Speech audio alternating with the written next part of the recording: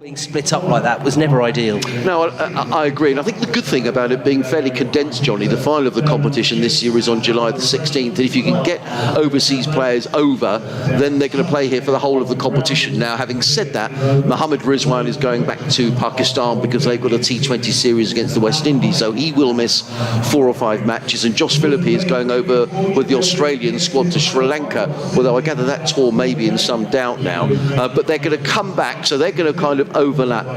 But when Rashid Khan comes later on in the competition, he will then stay. So if Sussex do happen to get to the latter stages, that he will be here for finals day, which wasn't the case last year. Yeah, and we talk about the ones coming in. We'll talk about those that got in a second. But Rizwan and Phillippe, who did really well in the Big Bash, didn't he? I mean, these are exciting players. They are. I mean, Mohammad Rizwan was named as the Wisden T20 Cricketer of the Year. So he is a very exciting cricketer. We've seen him a bit in the Championship, although nothing like his best, I don't think.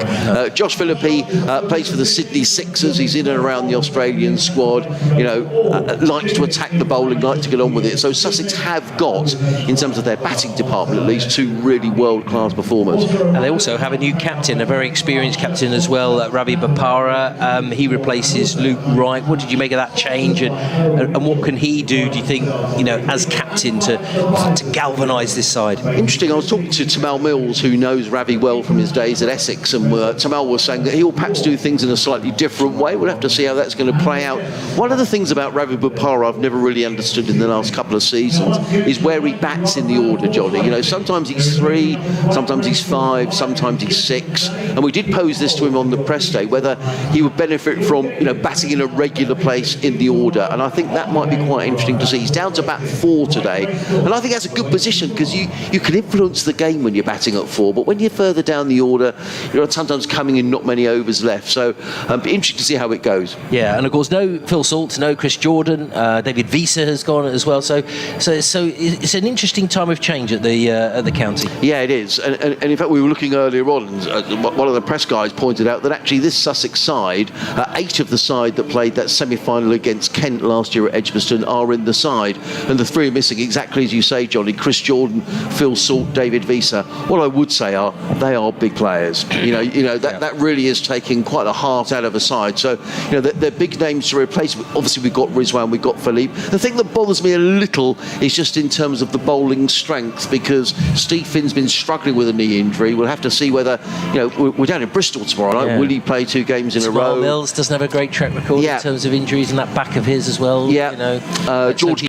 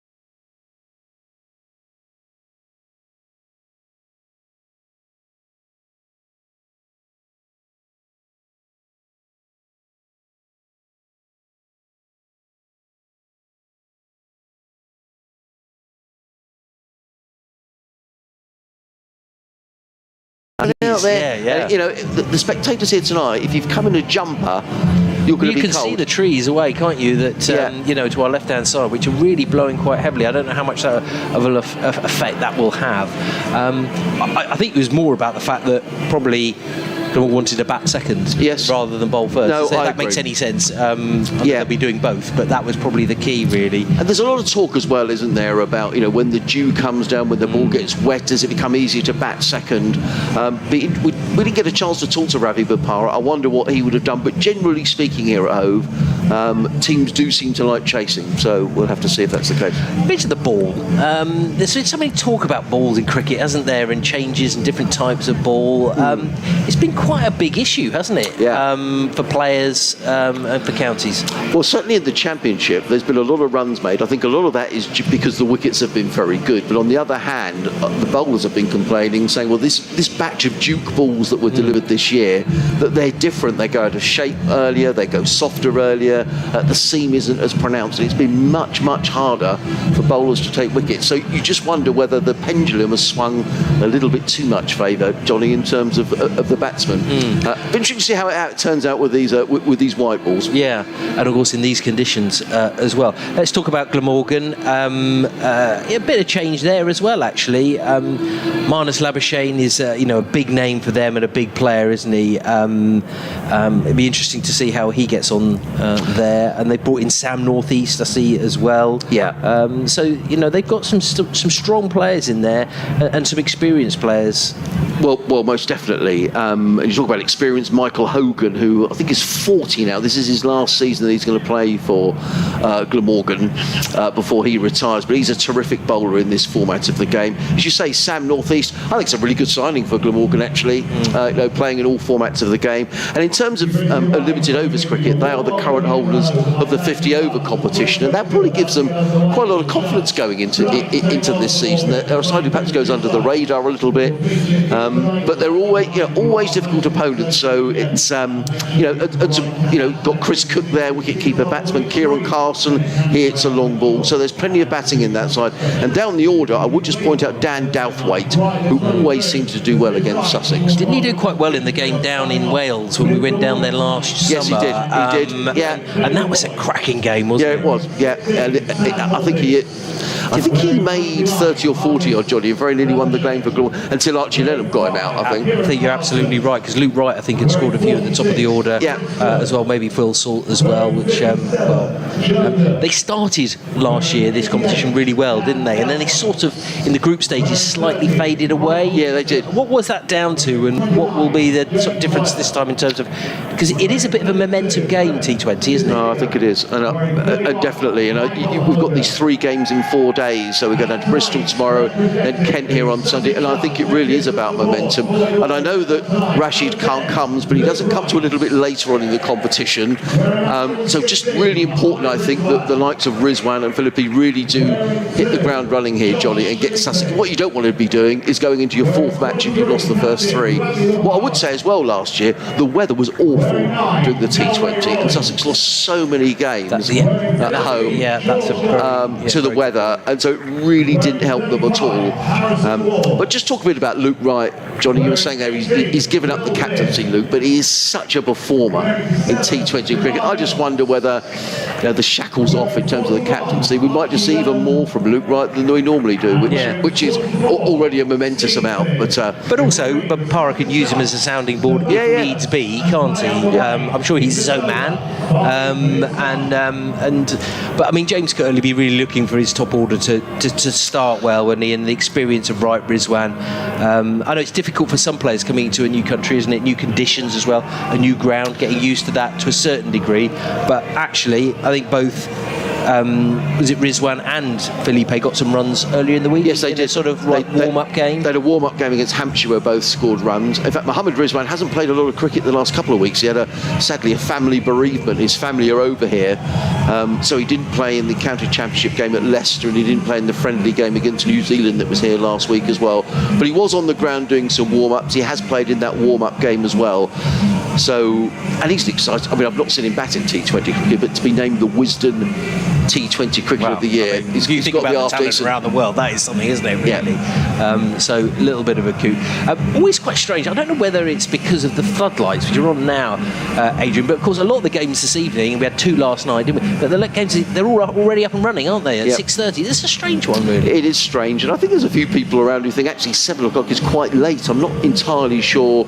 Someone was saying earlier on they thought it may be something to do with the floodlight regulations. I'm not too sure why Sussex start at 7 and not at 6:30. It just makes it a later finish all round for everybody. Certainly at Bristol tomorrow we are 6:30, and then here at Hove on Sunday it'll be at 2:30 for the visit of Kent, who you'd hope there'd be a better crowd for the game against Kent, Johnny, because they are the defending holders as well. Yeah, they are, and I think when you get Surrey or Middlesex, there's just a little bit of an extra edge, isn't there? Middlesex already they are taking on Gloucestershire tonight. Middlesex made 229 for 9 off their 20 overs. Gloucestershire 105 for 5 in reply, so they require another 125 to win from 7.5 overs up at Lords.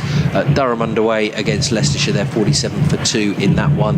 Birmingham Bears 50 for 2. They're taking on the Northamptonshire Steelbacks this afternoon. I thought also it slightly went under the radar yesterday. Just 2 games on the opening night, and I have to say, I know we've lots of debate about the 100 and everything, but this competition has not had the promotion that the 100 has, or other competitions, and I think maybe that is reflected to a certain degree in the crowd tonight. Yeah, I would agree. I think the counties are a bit disappointed that it hasn't had the promotion. And also, Johnny, I think when the competitions start, to be quite nice, I think, for all 18 counties to play the first round of matches on the first day, so everybody plays on that first night. Yes, yeah, I think you're absolutely right. 2 matches. It caught me slightly on the hop. I've got to say, I suddenly thought, I didn't realise there were matches tonight. So, and we're following the game. So it is. It is slightly all over the place, I think, in terms of how that all works out. Yeah, and in those games, Yorkshire beat Worcestershire by 7 wickets, but the Holders Kent lost to Somerset. So there we go. So those are the 2 results that are already in this competition. But we've got a little funnel of supporters with the Sharks blue hats on, waving blue flags as Glamorgan come out onto the field here, ready for this first game. And the 2 Sussex openers now making their way out to the wicket. Yeah, Luke Wright and Mohammad Rizwan making their way out from the Players' Pavilion, the top of the ground. Healthy round of applause for Mohammad Rizwan. What we have got here is the temporary stands that always go up for the T20 at the far end of the ground. I have to say, they're not very well patronised this evening, and those that are here are well wrapped up against the elements. But let's hope that Luke Wright and Mohammad Rizwan can really give the Sussex supporters something to cheer and warm them up. It looks like it's going to be Michael Hogan, the tall Australian, who's going to open the bowling. He's giving the thumbs up to some spectators in the southwest corner away to our left-hand side. Looks like he's going to open the bowling. I have to say, Johnny, it is really breezy down here. Yeah, you could see the shirts just flapping in the wind, can't you? So that may well be a factor tonight. I'm quite surprised actually that not many of them have actually got. They've just no short sleeve order out there, isn't it? I'm quite surprised by that, especially after we went out there. But it looks like Rizwan's going to open the batting and face the first ball of the T20 Blast in 2022, and we're ready to go right here on BBC Radio Sussex and the BBC Sport website. So here we go. It's Michael Hogan from the C end of the ground. He's going to be bowling to the Pakistan overseas Sussex player Mohammad Rizwan, who's got number 116 on his back. The normal number 16 for Sussex is Jack Carson, but he can't have that number, so he's 116, and Rizwan is normally number 16 when he plays for Pakistan. So he's 116, right-handed batsman, surveys the leg side field. The rules here is that only 2 fielders will be allowed out of the 30-yard circle for the first 6 overs. Hogan in and bowls, and Rizwan immediately on his way. Plays it onto the leg side, fielded there by Darren Douthwaite.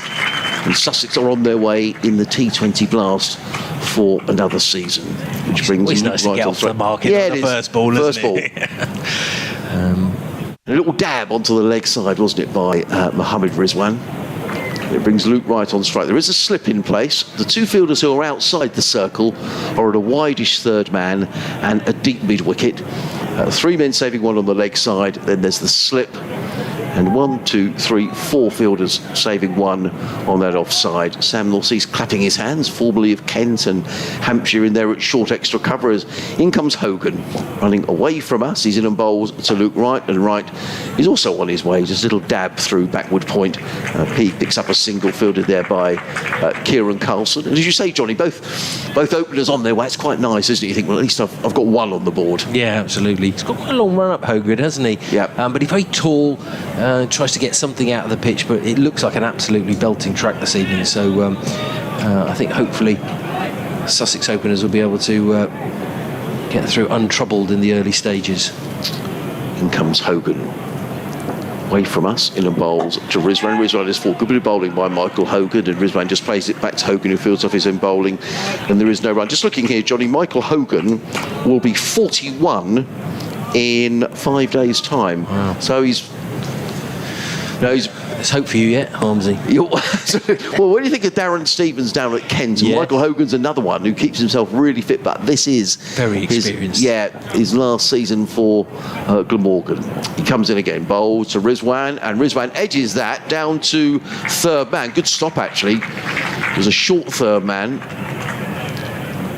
And there is no run. Yeah, smart bit of fielding, and that's prompted a little chat between the two openers there to have a quick word. Maybe Rizwan just asking Luke Wright what happened there. What did you think? Managed to play it with relatively soft hands to get it along the ground, but a smart piece of fielding, as you say. Hogan turns again on the edge of the circle and comes in to bowl to the right-handed Rizwan. He's in and bowls. Rizwan cuts this without timing through point. They've picked up one. They'll look for a second, but it isn't there. Throw comes in from Michael Nesser. Not a great throw, I have to say, and he acknowledges that to keeper Chris Cook, and the ball goes well backed up actually in the end, and it's just a single to a little bit sloppy, isn't Rizwan. It, with the throw. Made it very, very difficult for the wicketkeeper on that occasion. Rizwan on 2, right on 1. 5 balls gone of this opening over as Hogan is in bowls to Luke Wright, and any idea at all whether they're going? He's going to get 4 runs, and you've got to feel a bit sorry for the bowler really. It was an inside edge from Luke Wright, could so easily have played on, but it's run away for 4 runs down to fine leg. But the first boundary of the night for Sussex, the first boundary of the T20 campaign to Luke Wright, and Sussex at the end of the open over are 7 without loss.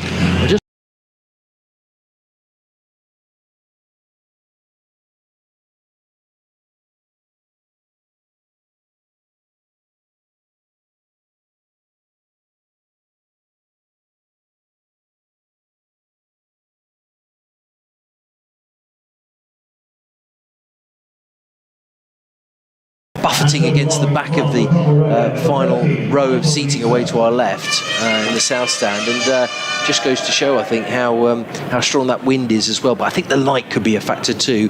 Maybe that's why they got the slip in there. No, I think you're right. But it's going to be Michael Nesser who's going to open the bowling, the Australian from the Cromwell Road end of the ground. He's still got a slip in place. David Lloyd is in there, the Glamorgan skipper, standing next to wicket-keeper Chris Cook, as in comes Nesser in, down the hill bowls, and Rizwan works this one down to third man and picks up a single, fielded down at third man by James Wheel, who gets in the throw. It's a strange noise coming from our headphones. I'm not sure if that's something that's coming in the ground. I think it must be something outside, perhaps somewhere, something strange, but could be our effects microphone, I guess. Yeah, I think it is, but there may be something out there that's interfering with it at some stage, but I'll have to keep an eye on that one.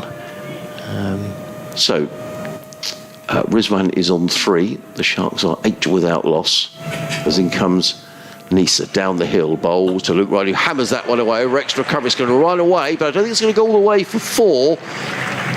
It's certainly going to be 3. Yes, it has gone for... Oh, look, no, what a brilliant piece of fielding that is. That's a superb piece of fielding. Out on the deep extra cover boundary. It was hammered away by Luke Wright, who's just looking over there as if to say, actually, that must have gone for 4. But, well... Great slide, wasn't it? Yeah, great slide. Slid in, and a little hook back with the left hand. Very clever bit of fielding to deny Luke Wright the boundary. Never gave up, did he? No. Nesser back to his mark. Luke Wright goes to 8, and the Sharks to 11 without loss in the second over here on BBC Radio. Sussex's Rizwan clips this one through square leg and picks up a single. Rizwan goes to 3, and the Sharks to 11 without loss. I wonder if that is... Yeah, something... I reckon it's our effects microphone. I'll go and have a little play in a minute. Yeah, no problem at all, but...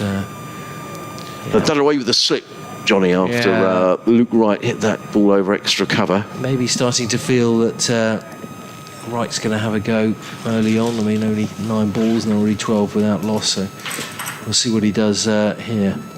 Nesser in down the hill, bowls to Wright, who typical Luke Wright shot. He just plays that away through the offside, picks up a single, fielded by Wheel, who comes running in from a wideish third man. And there's 1 more to the total, 1 more to Luke Wright. He goes to 9, and the Sharks to 13 without loss in the second over. Just a reminder that Glamorgan won the toss, elected to bowl first on a chilly night here in Hove. And Mohammad Rizwan, who's making his T20 debut for Sussex tonight, faces Nissa is in bowls, and Rizwan works that to mid-wicket, but there's not a run there. In fact, there's a misfield by David Lloyd, the Glamorgan skipper, but it doesn't cost his side a run. And the total remains 13 without loss. It's quite funny seeing him up against Wright. Looks actually a little bit quite substantially smaller. He does, doesn't he? I mean, Luke's not the tallest, no, he's not. Is he? But in terms of stature, I mean, well, not that it makes any difference, but just quite interesting to see him in the flesh. Mohammad Rizwan faces as Michael Nissa is in bowls and pulled away, and that's going to go, I think, for 6 runs. The first 6 of the night. Well, it was an extraordinary shot. It was pulled away, it was over fine leg. I don't know if it's a top edge, Johnny, but it flew away over fine leg. It's gone for 6 runs. Extraordinary shot, really. I'm not sure if he intended it or not, Mohammad Rizwan, but nonetheless, he goes to 10 at the end of the second over. The Sharks are 19 without loss. Yeah, I thought there might have been a little bit of a top edge there. Yeah, I think it's going to be the first of many, I think, Adrian. But he just used the momentum of the ball, the pace of it, to just loft it down there, the long leg, and yeah, comfortably past the ropes, no problem at all. So good start for Sussex. They're settled for this, 19 without loss after 2 overs. Michael Hogan's going to carry on. Running in from the C end, he comes into bowl to Luke Wright, and Wright looks to hammer this one down the ground. He stepped away to the leg side, didn't make contact, and the ball went through to keeper Cook, and there is no run. We've got our funny noise back, haven't we? Yeah. So we'll see what we can do about that at the end of the over. Not entirely sure where that's coming from, but so many different devices all around, absolutely packed out in here with various different commentary teams and online journalists as well. In comes Hogan in bowls, and Wright pulls that one away through mid-wicket. He's picked up one. Oh, well, misfield by James Wheel, who caught his foot, and you can see the divot mark as he dived across to field that ball. He caught his studs in the turf. You probably heard the cheer from the Sussex supporters because it was a misfield by Wheel, and he goes across and repairs his divot. Luke Wright picks up 4 runs. Wright goes to 13, and the Sharks are 23 without loss. Look, he stabbed it down like a golfer, Johnny. He was a bit unlucky there. Yeah, he like was. One of your 7-irons, the ground there with a. I mean, you might as well got a spade out. It's that big. But yeah, he tumbled to the ground. I think he was just a bit unfortunate there, and that threw him. Hogan in again, bowls to Luke Wright. Oh, Luke Wright plays on, looking to play that little nudge shot down to third man was Luke Wright. Bit too close to him, plays on, and the first wicket goes down for Sussex in the 3rd over of the evening, and it's Luke Wright who's the man that goes. The Sussex Sharks even are 23 for 1, and Luke Wright goes. With the likes of Rizwan and Phillippe, but nonetheless a big blow losing Luke Wright so early on. Yeah, and you said it earlier, there was one where we were streaky for when it got an inside edge, could quite easily have played on, but probably at that time the bails were off. It didn't seem totally comfortable. He had a couple that, well, the one that came into him hit him on the pads that went through, and the keeper did well to mop up. So yeah, well, it's I mean, it was, as you say, a good start, but I think Luke Wright will be very disappointed to be heading back so soon. He certainly will be, but what it does give us an opportunity is to see the second debutant in this Sussex side, who's Josh Phillipe, who's come in, the Australian, who plays his big bash cricket for the Sydney Sixers. Only arrived in the country on Sunday, so he hasn't had much time to acclimatise. Another right-hander as he faces Michael Hogan. Hogan is in bowls, and he tucks this one down to fine leg. There is no run. And Sussex remain on 23 for 1. He's sort of angling it into the right-handed batsman in the early stages here, Hogan. Maybe just trying to tuck them up a little bit, not give them too much room outside the off stump. I've seen that one that was cross-batted straight through mid-wicket by Wright earlier, but apart from that, a lot of them have sort of tucked them up and coming in from a big height and a bit of an angle wide of the crease into the right-handers as well. Hogan on his way, bowls, and Phillippe is surprised by the ball with a bit of extra bounce. In fact, he's going to get a boundary down to third man, maybe a rather fortuitous boundary. Michael Hogan, bit of extra bounce. It was an outside edge from Josh Phillipe, but the ball runs down to third man. He picks up his first boundary in Sussex colours, and Sussex go to 27 for 1. Phillipe on 4, Rizwan on 10, but there was a bit of extra bounce there from Michael Hogan, Johnny. Yeah, it was a little bit high, wasn't it, as he came off the bat. Obviously got the one slip in there, the short third man, that wasn't going to get to it, but as you say, that'll be a bit of encouragement, I think, for the bowlers, because nothing really has got up off a length, but that one certainly did. Hogan. Away from us, comes in and bowls to Phillippe, who's forward. He sits on the pad. There's a loud appeal. Umpire Bainton decides that is not out. Good spell of bowling by Michael Hogan. That's the end of his second over, and the Sharks are 27 for 1. Rizwan is on 10. Phillippe is on 4. The man out, Luke Wright, who played on in that last over to Michael Hogan, he's gone for 13. I think probably the fact that we're talking about balls going down the leg side, going in at an angle to the batsman, that's probably why he got that decision there. I mean, there was a healthy appeal from bowler, from wicket keeper, and those behind the stumps as well. But I think the umpire would have probably felt that was just drifting down because it was angled into the batsman and wouldn't hit the stumps. But it looks like there might be a change of bowling. No. It's going to be James Whale who's going to carry on. Who's going to take over from Michael Nesser at the Cromwell Road end of the ground. Tall man, formerly of Durham, comes running into bowl to Mohammad Rizwan. He's in a bowl short, and Rizwan looks to pull that one on the leg side. I think he got wrapped around the thigh pad, Johnny. The ball ricochets out into the offside. In fact, he has got a bit of bat on it. Yeah, I think that might have even got as high as his rib cage. He looks in a bit of discomfort, actually, doesn't he? His leg. He's gone off to the side of the square there. I mean, that would have hurt, wasn't it? Yeah, First ball coming in, or maybe it's winded him. Well, he must have got a bit of bat on it. Maybe he got a bit of inside edge onto his chest or wherever. But he's picked up a single for Rizwan. He goes to 11, and the Sharks to 28 for 1. As in comes Will Bowles, and Phillippe pulls this through backward square leg. They've picked up one. They'll think about coming back for the second. He's going to move on, and he does get a move. The throw comes in, and he's given out. And Josh Phillipe has been run out. He pulled the ball down to fine leg. It was a terrific throw coming in from Michael Nesser, and Josh Phillipe coming back for the second. He looked like he was struggling. Indeed he was. The bails have been whipped off, and that's a massive blow for Sussex. Phillippe is out for 4. The Sharks are 28 for 1. Well, brilliant bit of fielding by Michael Nesser, though, Johnny. Absolutely fantastic. Don't know whether it was a little bit casual, but really that is a massive, massive blow. You don't want to be giving away wickets like that unnecessarily, really. You're only in the 4th over, but you've got to give credit to the field. A really nice throw, smart work by the man with the gloves, and in suddenly, when we said that Sussex had a great start, suddenly 2 big players have gone. Absolutely. So the skipper is in early. Ravi Bopara comes to the crease with Sussex 29 for 2 in the 4th over. It really was a good bit of fielding. I mean, the thing with this ground, Johnny, you've got to be quick for your twos, particularly on that leg side as we're looking out tonight. On that pavilion side, it's a relatively short boundary. And maybe having not played it before... I think that's exactly what you took the words right out of my mouth there, Angel. I think that's probably what it is. You're not quite sure. You haven't really got your bearings totally. Wheel is in, comes in and bowls to Bopara, who's forward, plays into the offside. There is no run. It's really... What you say, Johnny, is right. All of a sudden, there's a shift in emphasis now. Sussex have made a good start off those, 2 overs and 5 balls before Luke Wright was out. But all of a sudden, I'll be mindful here of not losing too many more wickets, particularly as we're still in the power play. Very much so. You really want to be kicking on, really, and making a good start in that first power play, but frustrating if you come over, you want to make an impression, don't you? Wheel running in, you've got this busy approach to the wicket. He's in and bowls, and Bopara is forward, plays it into the offside. He was after a single, but it really wasn't there. It was Sam Northeast who was in very quickly from the covers to field. I mean, these guys would have batted together, Johnny, in a couple of practice matches Sussex would have had, but Bopara wouldn't have batted with Rizwan before.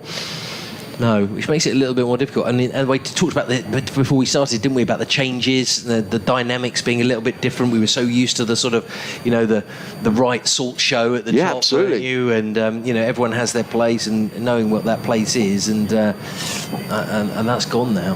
Here comes Wheel bowls, and Bopara looks to pull that onto the leg side. I think he got a bit of bat on that. It just dribbles away through square leg. Yes, umpire Burns says that did come off the bat.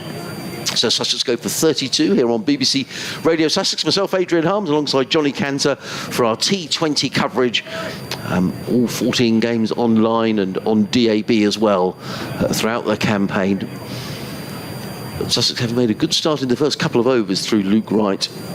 and Mohammad Rizwan have lost a couple of wickets and are now 30 for 2. 1 ball to go of this, the 4th over, as in comes Wheel, bowls and pulled away by Rizwan down to deep backward square. They won't attempt a second one now because Michael Nessa has fielded that on the boundary edge, gets in the throw. It's the end of Wheel's over.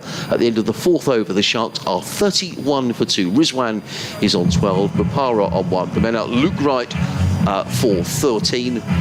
Josh Phillipe for 5. Yeah, it's like changing the dynamics in the early stages of this match. Yeah, Sussex looking good and comfortable, getting an early 6 there from Rizwan. Wright finding boundaries as well. Suddenly, Wright and Phillipe have gone, and it's sort of start building again, really. But Parra does tend to sort of take a little bit of time to get going. He likes to have a look, doesn't he? See what's what before he really starts to open up. So that may be just what they need at this stage. But it looks like it's going to be a change of bowling here from down this the CN. Yes, I think it's going to be Nessa who's going to come back into the attack. He bowled his opening over from the Cromwell Road end of the ground. But he's now going to bowl this over from the C end of the ground, running up the hill. Comes in and bowls to Rizwan, who forces this through point and picks up a single. Mohammad Rizwan. He goes to 13. I think that's going to tick over. Yeah, there we are. 13 off 11 deliveries, and the Sharks to 32 for 2 in the 5th over.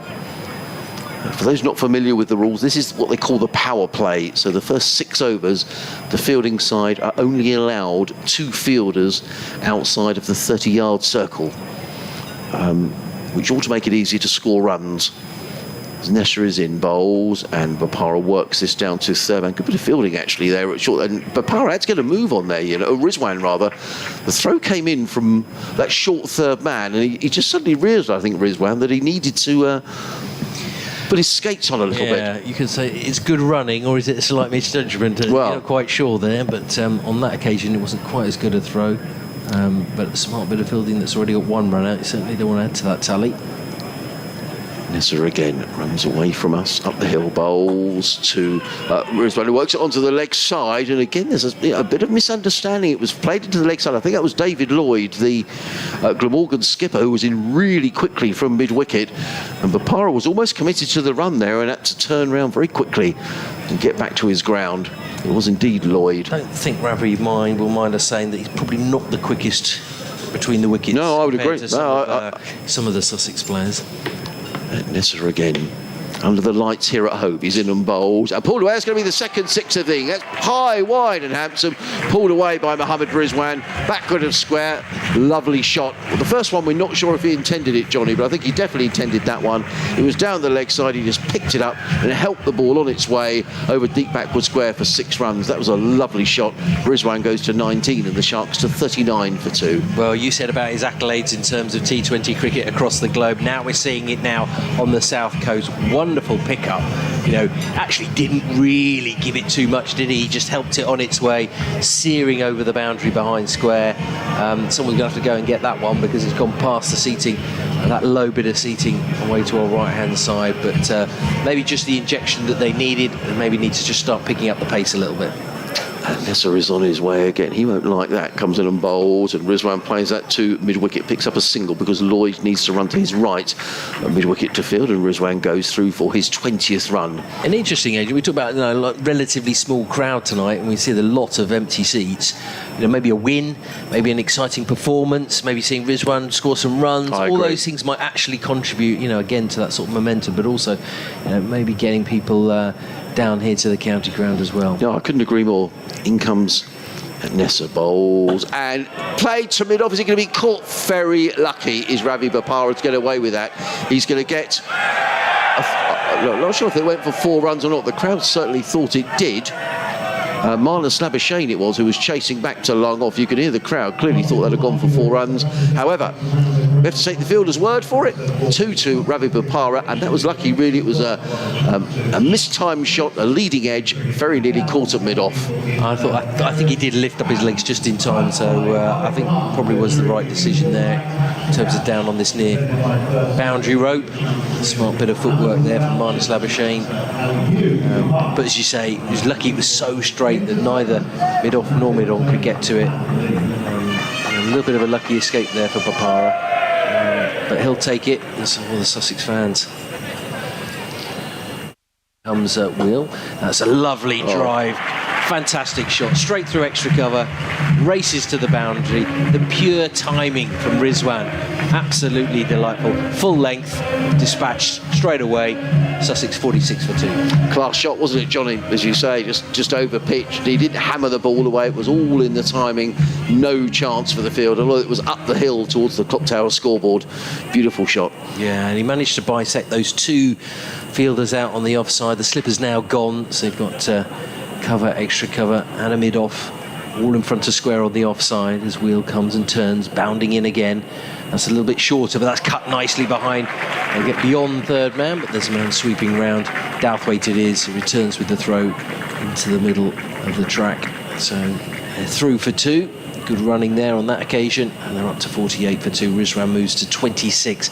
Bapara not out on 4. 2 very, very different shots, but both really high-class shots there from Mohammad Rizwan. The first an extra cover, the other little cuts, just let the ball come onto it as Wheel dropped it a little bit shorter. He looks exciting, doesn't he, Johnny? He certainly does. Now you're going to commentate his kiss of death, haven't you? Now another one that's a bit fuller, and that's on the leg side. It's behind square one, bounce through to the fielder. That'll come in with a strong arm to the bowler's end. Wheel couldn't quite hold on to it. He looks down at his hand, but he's okay. And he's just gone through for a single, 49 for 2. Midway through this 6th over. He does like that shot, doesn't he? Yeah, I mean, I haven't seen enough of him, I have to be honest, to know whether that is his shot, but he's now just going through his sort of practice routine just in front of the umpire. Just sort of that ball behind square, and of course, with that relatively short boundary on the leg side, it may be helpful as Wheel comes in again. That's driven, it's just come off the pads into the onside. Another throw at the stumps, and that's just missed. Wow. I think Bapara would have been out, and well, he wasn't sauntering, but he wasn't going that fast, and I think you can just tell by the fielder's reaction, he knew that if he'd hit the stumps, that would have been another run out, and Sussex would have lost a 3rd wicket. Well, that was really risky, wasn't it? Just playing it straight to the fielder at mid-wicket, and you could just tell by David Lloyd's reaction, as soon as he threw the ball, you just knew Bapara was struggling. So, fortunate. Yeah. 50 up, Johnny. Yeah, that's good news. 50 for 2. Rizwan on strike, 27 not out. Wheel trying to get a bit of revenge. That's a slower delivery, and that's just played into the offside square, and they've just jogged through for a single. Change of pace there from Wheel, and that's what you do have to do, mix it up. The conditions here, I think, quite tricky. There's a stiff breeze, I would say, is how to describe it. I see the flags, the Sussex flag way on our right, just by the clock tower. Healthy bit of wind helping that aloft. As Wheel turns, final ball of the 6th over. Sussex Sharks on 51 for 2. And that's a short delivery, well over the head there of Ravi Bapara, and that will be a no ball. Is that really what was ordered? I don't think... And a free hit. Yes, very nice indeed. Bapara will be relishing that.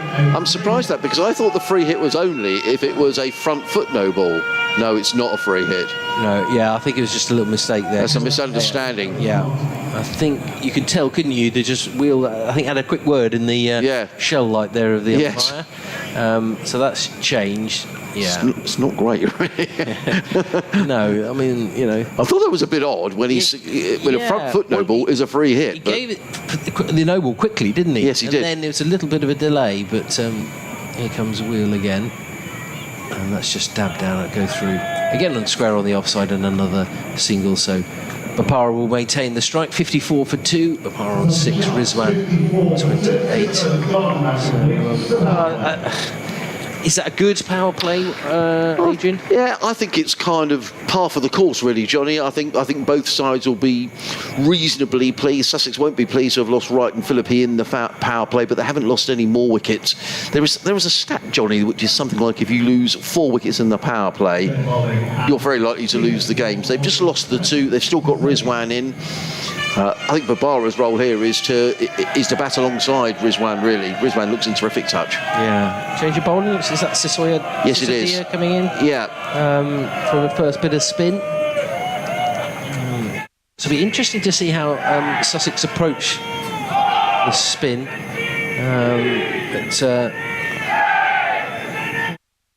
happy with that wind as well. Just changing the field. They've got a man out at deep long on. Interesting, he's bowling from this end, Johnny. So so Rizwan will be hitting to the slightly longer boundary. It is, and he comes in, left arm around the wicket, and that's driven through the offside, straight at the man out there on the boundary. And at cover, and straight back into Cook, the wicket keeper. Two Cooks in the. Yes, there are two Cooks. There, yeah, Joe Cook and Chris Cook. Yeah, we've got Joe Cook just down in front of us. He's just taking a bit of turf out of his boots.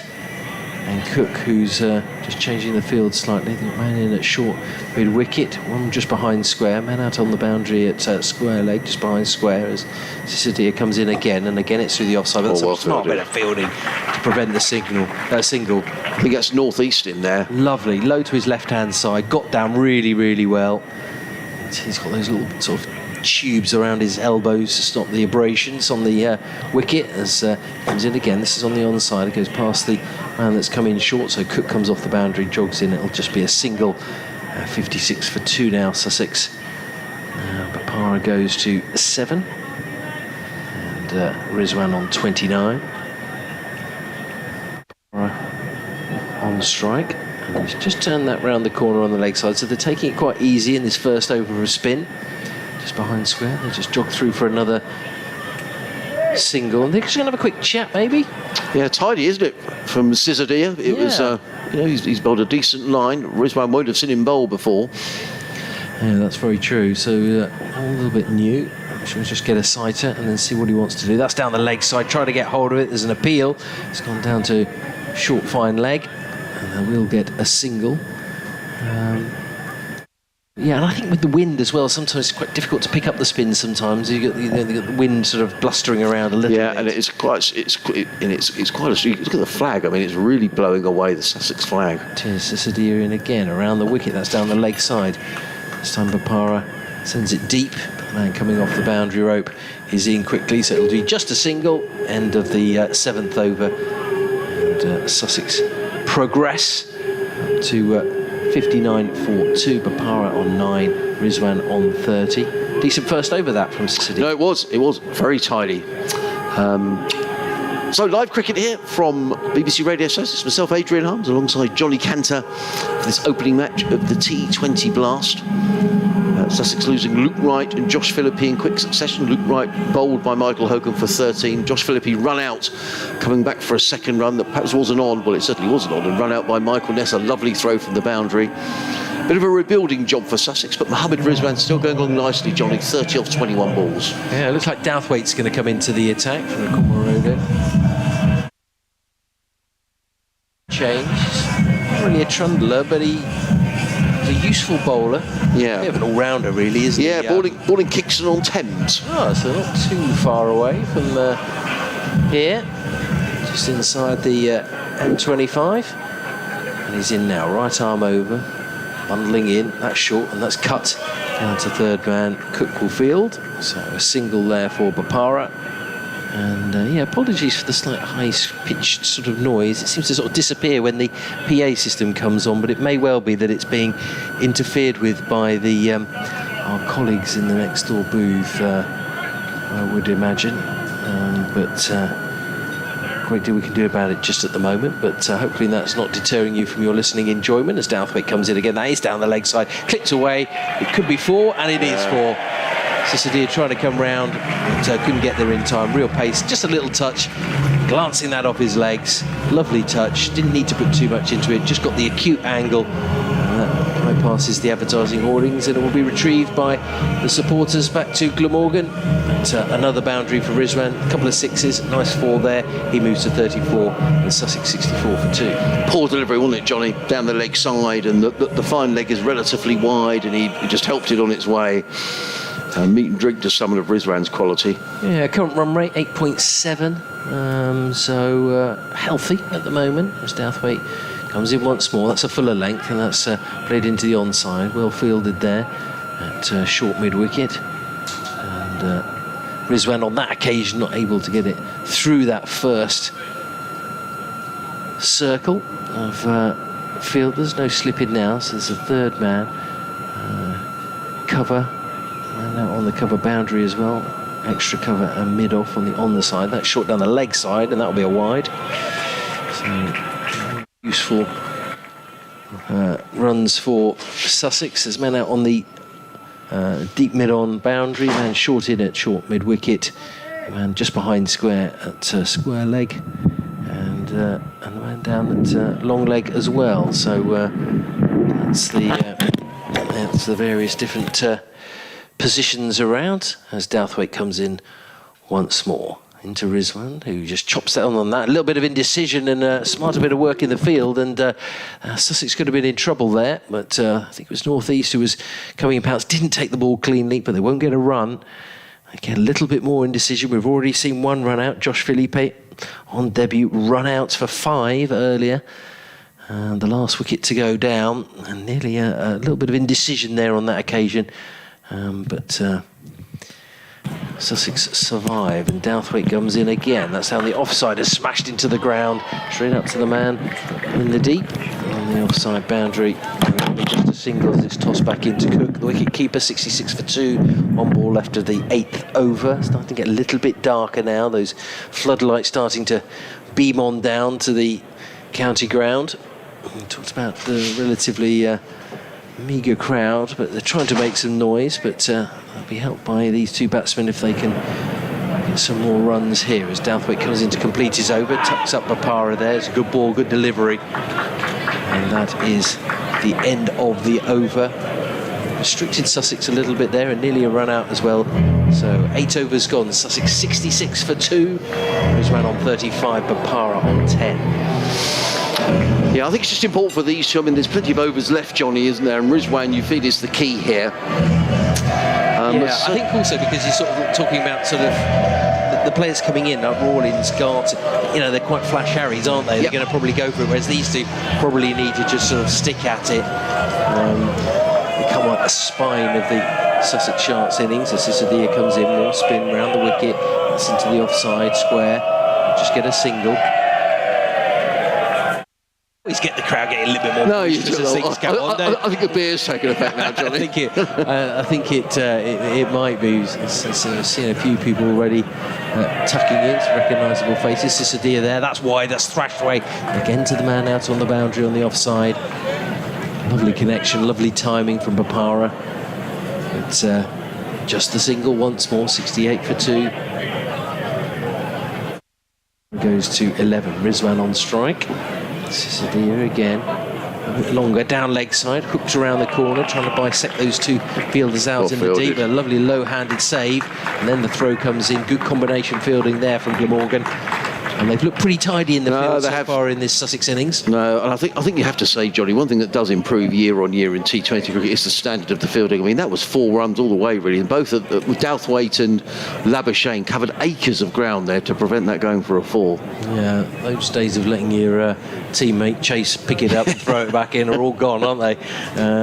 Might still happen on a Sunday afternoon down the village green, but it's a fuller delivery. That's onto the offside, and North East is there, throws back to the wicket keeper, no run.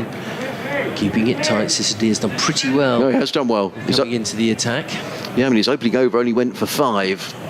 He's been very tidy. I think people like, Lenham and Beale have a little eye on what's happening here for the spinner, and that's on the onside. They get a single coming out to the man at mid-on.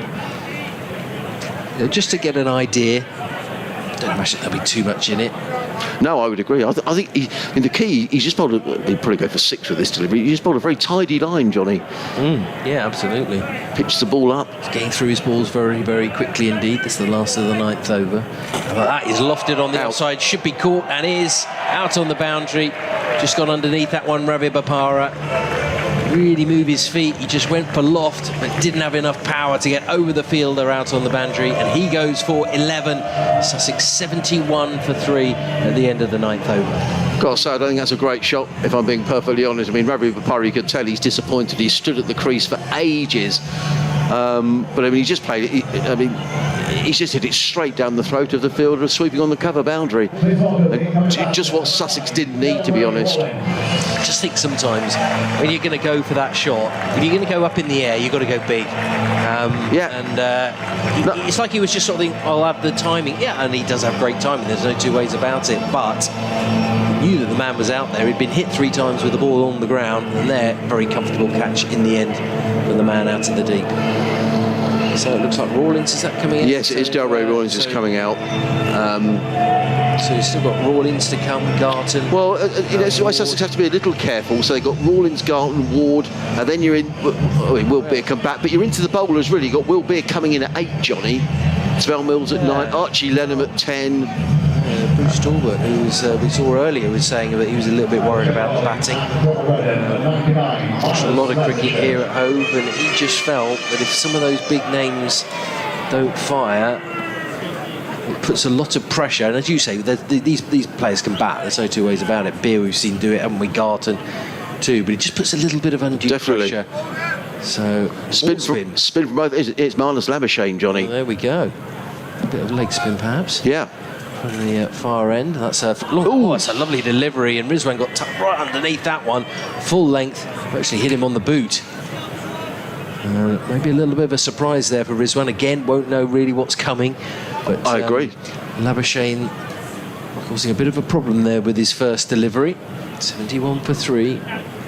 So we'll keep a keen eye on this one, and that's smashed through mid-wicket. It goes one bounce and over the ropes for 4. Well, his first one that tucked him up, that one opened up his shoulders, moved it in front of the fielder out in the deep, and picks up another boundary. Sussex 75 for 3. Rizwan now on 43. Yeah. Well, it's key for Sussex now, Rizwan, Johnny. Absolutely key. Yes. To him to go on and get a big score, and that one he just plays out on the offside, picking up the singles. It goes out square, keeping that scoreboard moving. So we head towards the midway point of the 20 overs. 3 wickets down, 76 the total. And I think this is a big tournament for Delray Rawlins as well, Johnny, who we've seen him play some terrific T20 innings for Sussex, but on a consistent basis. And this is just the sort of occasion when he needs to bat with Rizwan now. Sussex have lost these 3 wickets, 3 big names out, Wright, Bapar and Phillippe. Well, he's going to face his first ball from Marnus Labuschagne, the Australian, right arm over the wicket. Oh, he's popped that one up. There's a big appeal for LBW, but maybe it was bat before ball. Maybe a catch actually, as that popped up back towards the bowler. But, quite get over the top of that one, Delray Rawlins, that particularly wide stance of the left-hander. That one's a full toss. That's ball onto the onside. Should get at least one other bit of smart fielding out there. Prevents the boundary, but it will be 2. And Rawlins is off the mark. Lucky to get away with that. When had they been on the shorter side of the ground, I think Rawlins' eyes would have lit up. Yeah. Talk about patience with Delray Rawlins. Sometimes he just get a little bit over-eager, but we know he can hit a long ball. And he's gone for that one. He's swiped that to the onside. This one's just behind square, straight to the fielder. And I think sometimes he sort of gets to about 30 odd, and you just feel he could just go on a little. No, I agree. I completely agree. Never been critical. End of the over, 79 for 3 after 10 overs. Rawlins is now on 3. Rizwan 44. I don't know being critical. I'm just saying he's got so much potential. And every summer when we start these T20 blast campaigns, Adrian, we think, could this be the summer that Rawlins goes on and just couldn't agree more. Takes it to another level. And we said in the Championship as well, a cricketer who has got so much natural ability, Johnny. He really has. And we only see glimpses. If it could be on a consistent basis, I don't think he's got a gig in the 100 this year, Delray Rawlins, which he did last year. So. No. Well, it's going to be Joy, who comes in, bowls to Rawlins, reverse swept as he caught behind. Chris Cook thinks he's got his man. Umpire Bainton is unmoved. In fact, he's going to go and have a chat to Michael Burns at square leg. Well, I think Glamorgan think he's out. I think Glamorgan think that he's caught behind. He's speaking to Michael Burns. Let's see what the decision is. This could be a big moment in the game. Yeah, it could be. He looked to reverse sweep and he's given him not out, I think. I think there was a little hesitation from Cook behind the stumps, and I'm not totally convinced. I think he appealed, thinking he'd caught it perhaps, but it was slightly muted from some of his teammates. No, it was. That made me think, maybe he took it on the half bounce. Maybe not. Sizadir comes in around the wicket, bowls, and Rawlins nudges this one to shortish fine leg, picks up a single, does Rawlins. He goes to 4, and Sussex 80 for 3 here on BBC Radio Sussex. You may be watching via the Sussex Cricket Club live stream, and if you want to do that, Just go and click on the Sussex website, and there you can see pictures from Hove, where you'll see a cloudy night, the floodlights on. Sadir is in, left arm around the wicket from the C end, bowls and driven by Rizwan. Really good stop by, there's Kieran Carlson in there actually at mid-wicket, not Sam Northeast, I apologise, but a good diving stop, not timed by Rizwan. It's a really good spell of bowling this. He's in his 3rd over. Just the 1 run conceded so far in this over. Opening 2 overs only cost 10 runs. Sadir in again, bowls cut away by Rizwan through the cover field. There's a sweeper on the cover boundary. It'll just be the single though, fielded there by Nessa, who gets in the throw. Rizwan goes to 45 and Sussex to 81 for 3. The current run rate, Johnny was saying a couple of overs ago, was over 8. It's now below 8. It's now 7.6. And this is the problem when you lose wicket in T20 cricket. Sadir in again, bowls. Well, he pulls that away. That's 6 runs. High, wide and handsome. And in fact, it didn't go as far as I thought it was going to go. In the end, it just about made it over the boundary rope. I thought it was going up to the top tier, but it never made it, did it? I think that could be straight up there to get into the pavilion, but just fell slightly short. But it did make it over the boundary, and that's the most important thing. And maybe that'll give Delray Rawlings a bit of confidence. Rawlings goes to 10, Sussex 87 for 3. Sadir in again, driven down the ground by Rawlings, straight back to the bowler. There is no run. It is the end of the over, the end of the 11th over of the Sussex innings, and the Sharks are 87 for 3. Rizwan on debut for Sussex is on 45. Delray Rawlings is on 10. The men out for Sussex, Mohammad Rizwan still there, what am I talking about? Luke Wright for 13, Josh Phillipe for 5, and Ravi Bopara for 11. And I would say 2 of those dismissals unnecessary, really. Josh Phillippe run out for 5, and Ravi Bopara, who won't be pleased with his shot, out for 11, caught on the cover boundary. Yeah, of course, Luke Wright was played on as well. Yes, he did. No, you're right. No, you're right. Yeah. You've got to give the bowler a little bit of credit. But I think so much rests on Rizwan now. They probably want him to go right the way through, and then maybe someone like Rawlings, Garton, start to accelerate things maybe. But first and foremost, we're looking to get a 50. Well, it's T20 Blast debut. Yeah. Michael Hogan back into the Glamorgan attack. 2 overs, 1 for 15 in his opening spell. He runs in from the Cromwell Road end towards us, comes in and bowls to Rizwan down the leg side. Is that going to be signalled a wide?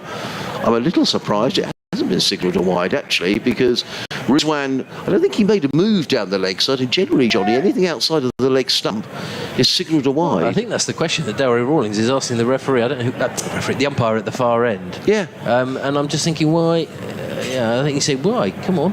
Well, I'm a bit surprised. Yes, me too. Nonetheless, in comes Hogan, bowls, and Rizwan plays this through point. They take a single. What happened there? Rawlings called Rizwan through. There was clearly a single there. Rizwan puts his thumbs up to Delray Rawlings. It was a bit odd, wasn't it? He sort of stops and then sort of walks the rest of the way. I'm not sure that's a great... No, I mean, look, this guy's like, he's rated best in the world, but sometimes it just gives the fielder a bit of encouragement. There's a little bit of indecision as well between 2 batsmen who don't really know each other that well. Rizwan to 46, 88 for 3 as Hogan is in. Bowls to Rawlings, who hammers that down the ground. He's going to be caught at long on. That's a poor shot. That's a really, really poor shot. There's a long on fielder there who's exactly there for that shot, and he's just hit the ball straight down the throat. Darren Douthwaite catches the catch. Sharks at 88 for 4, and I'm afraid that's the sort of shot that Sussex supporters, that they've seen too much from Delray Rawlings. It's a poor shot. He's caught on the long on boundary, and Sussex are 88 for 4. Just what I was saying in terms of that frustration, and sometimes you feel like he's getting there. He'll obviously hit that decent 6, explosive, looking good, but was it the right one to hit? It's a long boundary. He's not been in for that long. Rizwan losing partners rapidly here. It's up to George Garton to compliment Mohammad Rizwan. I think he'll be disappointed to see And he's heading back to the pavilion so quickly. As you say, that run rate dropping down now, and also you said about losing 4 wickets in 10 overs. We've only had 11 and a half, and Sussex are 88 for 4. When you look at the rest of the batting order, Harrison Ward is the next man in. I would say he's the last of the recognised batsmen. That doesn't mean to say the others can't score runs and bat alongside Mohammad Rizwan, but it's a relatively long tail with Beer, Mills, Lenham and Finn, so really important here that George backs alongside Mohammad Rizwan. Yeah, he's got to stay out there, hasn't he? Absolutely. Hogan. And again from the Cromwell Road end, bowls, and Garton with a shot outside the off-stump, looking to drive the ball away through backward point. Lucky not to get a little nick on that, Johnny. Goes through to keeper Cook, and there is no run. Yep. Loose shots. Was a loose shot, that's absolutely what. And he hasn't played a lot of cricket as George Garton. He's been suffering the effects of COVID. And I did wonder how much of a part he'd play in the early stages of this campaign. He hasn't played only one game in the county championship as Hogan in bowls, and works just a backward point fielding by Carlson, who's very, very quick in there. Got to say, I've been impressed with the Glamorgan fielding, Johnny. I think they've been right on the money. Very sharp indeed, and I think Hogan's bowled well. He was bowling into the right-handers from this end. Now he's gone to the Cromwell Road end. He's across Scarton, across Rawlins, and he's got that big, long arms, big wheel. Can get a little bit of bounce at times as well. Causing problems there, Garton. Hogan in bowls, and Garton flicks this one down to fine leg, fielded in front of us by Joe Cook, who gets in the throw. It's only a single good tidy over by Michael Hogan, in which he took the wicket of Delray Rawlins and just conceded 2 runs, and Glamorgan would take that all day long. We've had 12 of the 20 overs here at Hove on BBC Radio Sussex. Myself, Adrian Harms, alongside Johnny Cantor for the opening match of the T20 Blast. And you'd have to say at the minute, Glamorgan have got their noses in front, because the Sharks are 89 for 4, much relying now on Mohammad Rizwan, who's on 46, and George Garton, who's just come in, he's just on 1. Yeah, they're looking good. I think it's given them a bit of confidence getting those early wickets. Well, Sussex did start okay, didn't they? But that's been chasing their tail a little bit recently. I think they mixed up the bowling quite nicely as well. From a different end, they're bringing in Sissadia with a bit of spin. Marnus Labuschagne as well. Then they bring back in Hogan. Now Douthwaite's coming in from this end. So I think they've rotated their bowlers really, really well so far in the first 12 overs. Well, it's going to be Dan Douthwaite who's going to bowl the 13th over of this Sussex innings from the C end of the ground. That means he's running up the slope. He comes in around the wicket, bowls wide of the off stump, and that is given a wide. George Garton fooled about having a play at that, but loose delivery from Douthwaite, who's just bowled 1 over so far that went for 7. I think he's a bowler that really maybe Sussex should be targeting, really. I'm trying to think who might come back on at the end. Sometimes difficult to get the spin away, but he's had a couple of loose deliveries already. Douthwaite around the wicket, bowls to Garton, who clips this through mid-wicket, picks up a single, does George Garton, followed by Nessa out on the deep mid-wicket boundary, throws on the bounce to keep a Cook. Injuries and illness as well, Adrian. I mean, Garton's been a bit unlucky, hasn't he? Because, with England and, so much has happened for him over the last sort of couple of years, a good progress. Yes. It's a real blow, isn't it, to be ill? So let's hope he can get back and firing with bat and ball. It was really unlucky. He got picked for the T20 last year in England, and then picked up COVID and couldn't join up. Then I understand he caught COVID again, so he's had a rough time. He certainly has, but massive talent, isn't he? So, yeah, he is. Electric in the field. Douthwaite coming over the wicket, bowls to Rizwan, pulled away by Rizwan, and he's going to get a single fielded by Wheel in front of the scoreboard away to our right hand side, just the 1. Rizwan goes to 47, the Sharks to 92 for 4 in the 13th over. He's probably just having to rein himself in a little bit, I think, Mohammad Rizwan, because I think you're right, Johnny, he probably needs to be there very deep into this Sussex innings. Yeah, I think he knows that, doesn't he? I haven't seen any lofty shots from him. Douthwaite in bowls, and Garton with an uppercut down to third man. He's going to be caught, and another wicket goes down. And I have to say, I think that's another wicket that Sussex have rather unnecessarily given away. It was wide outside the off stump. You could tell George Garton is desperately disappointed with himself.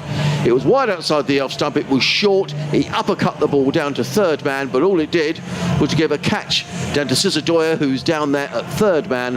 Another wicket goes down, and now Sussex are in deep, deep trouble, Johnny. They're 92 for 5, and Garton has gone for 2. Well, there's been some good catches in the deep from Glamorgan, but really Sussex have just made it too easy for them, I think, really. Their lofted shot. And he did well, actually, Cisadilla, because he came in off the boundary. It's quite tricky, sort of light at the moment. Maybe coming out of the old floodlights as well. He picked it up neatly. Again, offering it up really to Glamorgan. And someone needs to make their mark as well as Rizwan in this Sharks innings if they're to build a healthy total. Well, as I say, I would say, Johnny, that Sussex are now down to their last recognised batsman. I always caveat that by saying, the others come back. Will Beer, Tamal Mills, Archie Lenham, Stephen, they could all bat around Rizwan. But in terms of an actual specialist batsman, Harrison Ward is the last. So much depending on this pair. Yeah, be interesting to see how he plays it. Just up his shot, is that really what you need? I mean, you've got another 7.5 overs. Yeah, plenty of time. Out. Douthwaite around the wicket, bowls. Harrison Ward hammers that one away through the offside. That was in the air as well. I thought for a moment he was going to be caught. Fielded in front of the clock tower scoreboard by Will, who sends in a throw that goes over. Well, it was an awful throw.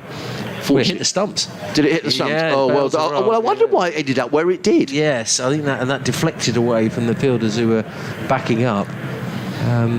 Sometimes you do that, you're jogging through and you think, I'll be fine. And we've already seen one ran out today. Josh Phillipe dismissed by a lovely smart bit of fielding in front of the Spencoma Pavilion. 93 for 5. Rizwan is on 47. He waits as Douthwaite is in and bowls, and down the leg side, and a good tumbling stop by Cook. And that's not given us a wide as well. Mohammad Rizwan looked towards bit of a shake of the head Bateson there as well, wasn't there? Yeah. I don't think he's too impressed. I mean, I haven't seen him bat either, Johnny, but he does seem to like that sort of shot backward of square on the leg side, Mohammad Rizwan. Yeah, slightly steps across his stumps somewhat, but and maybe that's what made the umpire decide not to give it as a wide. Yeah, that's a good point. Douthwaite in and bowls short and pulled away by Rizwan. It's gone down to fine leg. They've taken one. They're going to think about two. There isn't two there. Good bit of fielding down there again by Cisadilla, who gets in the throw. It is the end of Dan Douthwaite's over, the end of the 13th over of the Sussex innings, and Sussex on 94 for 5. Rizwan on 48, Ward on 1, and Glamorgan a cock hope at the minute, Johnny. Yeah, they certainly are going good guns, aren't they? I just noticed our favourite thing, Adrian. When at the end of the over and you go over to look at their scoreboard, and they take it off and go to. I remember this from last year. And, oh my God, here we go again. Just when you want to know the score. I know, it's really annoying. And then it's good to see all the kids there as well, having fun as well, but it makes it slightly more tricky at times, doesn't it, when you're clasping for the score. Well, Cisadilla is going to be brought into the attack. 3 overs for 18. Bowls to Rizwan, who clips that one away on the offside. He's going to run away for 4 runs, actually. 3 Glamorgan fielders in hot pursuit. But a half-century for Mohammad Rizwan on his debut for Sussex in T20 cricket. He goes to 52. And it's a good job for Sussex he's made those runs. He sort of waves to the crowd, doesn't he, Mohammad Rizwan? Yeah, it's been a good innings, isn't it? Appreciates the applause, but he's still got a job to do. But it's been pretty good. I'd like the changes of pace. He realised when wicket started to tumble that he needed to stick around. 52 or 40 balls, including 2 sixes. In comes Cisadilla, pulled away by Rizwan. This could well be 4 more. A chase around the leg side boundary. Oh, really good bit of fielding. I'll tell you what, Nessa has been brilliant in the field for Glamorgan. He made up a huge amount of ground, running down towards the southwest stand, stopped the ball, got the throw away, restricted Rizwan to 2. He goes to 54, and the Sharks' 100 is up, 100 for 5. In this, the 14th over. Yeah, not easy to do that when you're running around full tilt around the boundary. Took it cleanly and then sort of rolled around. A judo throw rolling onto the mat. Cisadilla in again, bowls short, cut away by Rizwan, this time only for a single, fielded in front of the clock tower scoreboard by Will, who gets in the throw. 1 more to the total. Rizwan goes to 55. The Sharks to 101 for 5. So we're saying, Adrian, the fielding's been exemplary from Glamorgan, hasn't it? Taking their catches well. They've been smart out on the boundary. Really good. Really, really good. And I think that's kept the pressure up a little bit on Sussex, who have struggled a little bit so far. Harrison Ward, tall left hand, awakes. The Cisadilla is in, bowls short, and Ward is back and plays that down to long off. Picks up his second run, does Harrison Ward. He goes to 2. And the Sussex Sharks to 102 for 5. The run rate is 7.5 and over. Rizwan back on strike. 2 more balls to go in this over. 8 off the over so far. Slight change in the field. I think they want that mid-off. Oh, they're sort of walking behind the bowlers on. What on earth? That's a steward. Yeah. Who should know better, really. Yeah, especially when you're in a high-vis jacket. Yeah, that's not great. Not helpful. He's still not stopped moving. This is a hit in bowls to Rizwan, who plays this through extra cover. They've taken 1, but Wheel is quickly round, sweeping on the cover boundary. And he gets in the throw. 1 more to Rizwan. He goes to 56 off 43 deliveries. The Sharks 103 for 5. 6 overs remaining after this one. It's quite annoying that he's still moving. I know, yeah, but you've got a high-vis jacket on. You shouldn't really be doing that. So he comes in bowls to Ward, who plays that down the ground. He's going to get a single. It was in the air for a long time, fielded out there at long on, I should say, not sure who got why. Anyway, Harrison Ward has pinched the strike. He goes to 3. It's the end of the 15th over. And the Sussex Sharks are 104 for 5. Mohammad Rizwan is on 56. Harrison Ward is on 3. For Sussex, a bit of a tale of woe, to be honest. Luke Wright out for 13. Josh Phillipe for 5. Ravi Bapar 11. Delray Rawlins for 10. George Garton for 2. And much now depending in these final 6 overs of this innings on the debutant, the Pakistan wicketkeeper batsman Mohammad Rizwan. One more over, actually. Oh, I'm sorry. It's not quite as bad as you think. Sorry, We've got another over for Sussex to pile on the runs. We've got 6 left. 6 left. My apologies. I thought we were 5 left. 104 for 5. So Middlesex have already beaten Gloucestershire, though, and of course Sussex take on them tomorrow with one by 30 runs. 229 for 9 off their 20 overs. Gloucestershire 199. That's a high-scoring game. Yeah, 30 short. Up at Lord's, that one. Oh no, it was at Radlett, actually. Yes, on his way. Comes in, bowls to Harrison Ward, clipped away down towards deep backward square. They've taken 1, and that's all they're going to take. Fielded out there by Sam Northeast.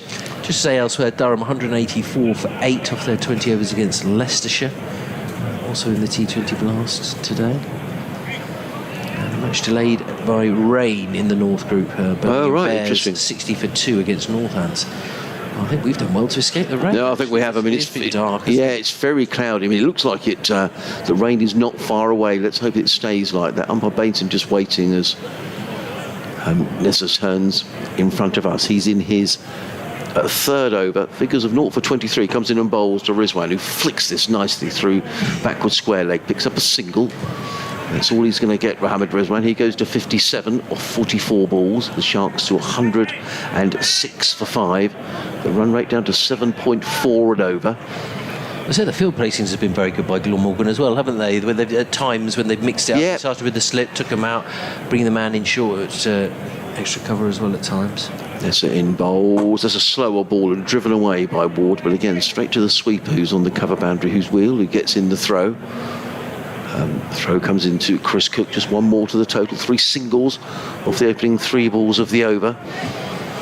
And I'm sure Mohammad Rizwan is. I mean, you were talking about who do they target, because somewhere here Sussex are going to need a big over, Johnny. Yeah. 5 overs left after this one.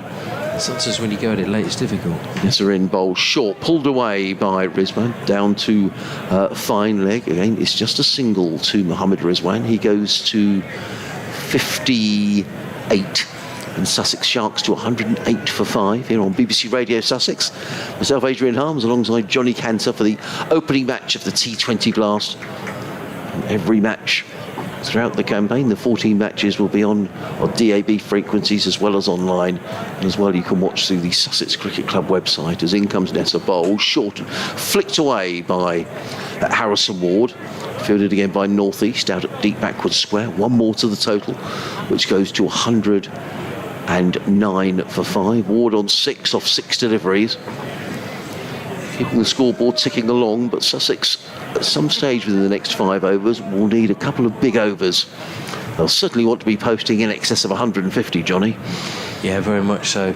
I just don't think it's been. I think they got too much strength in depth in their batting, Glamorgan. Yes, sir. In again, bowled, shorter, slower delivery, pulled away by Rizwan onto the leg side. They've taken one, they're thinking about two. There's never two there as the throw comes in.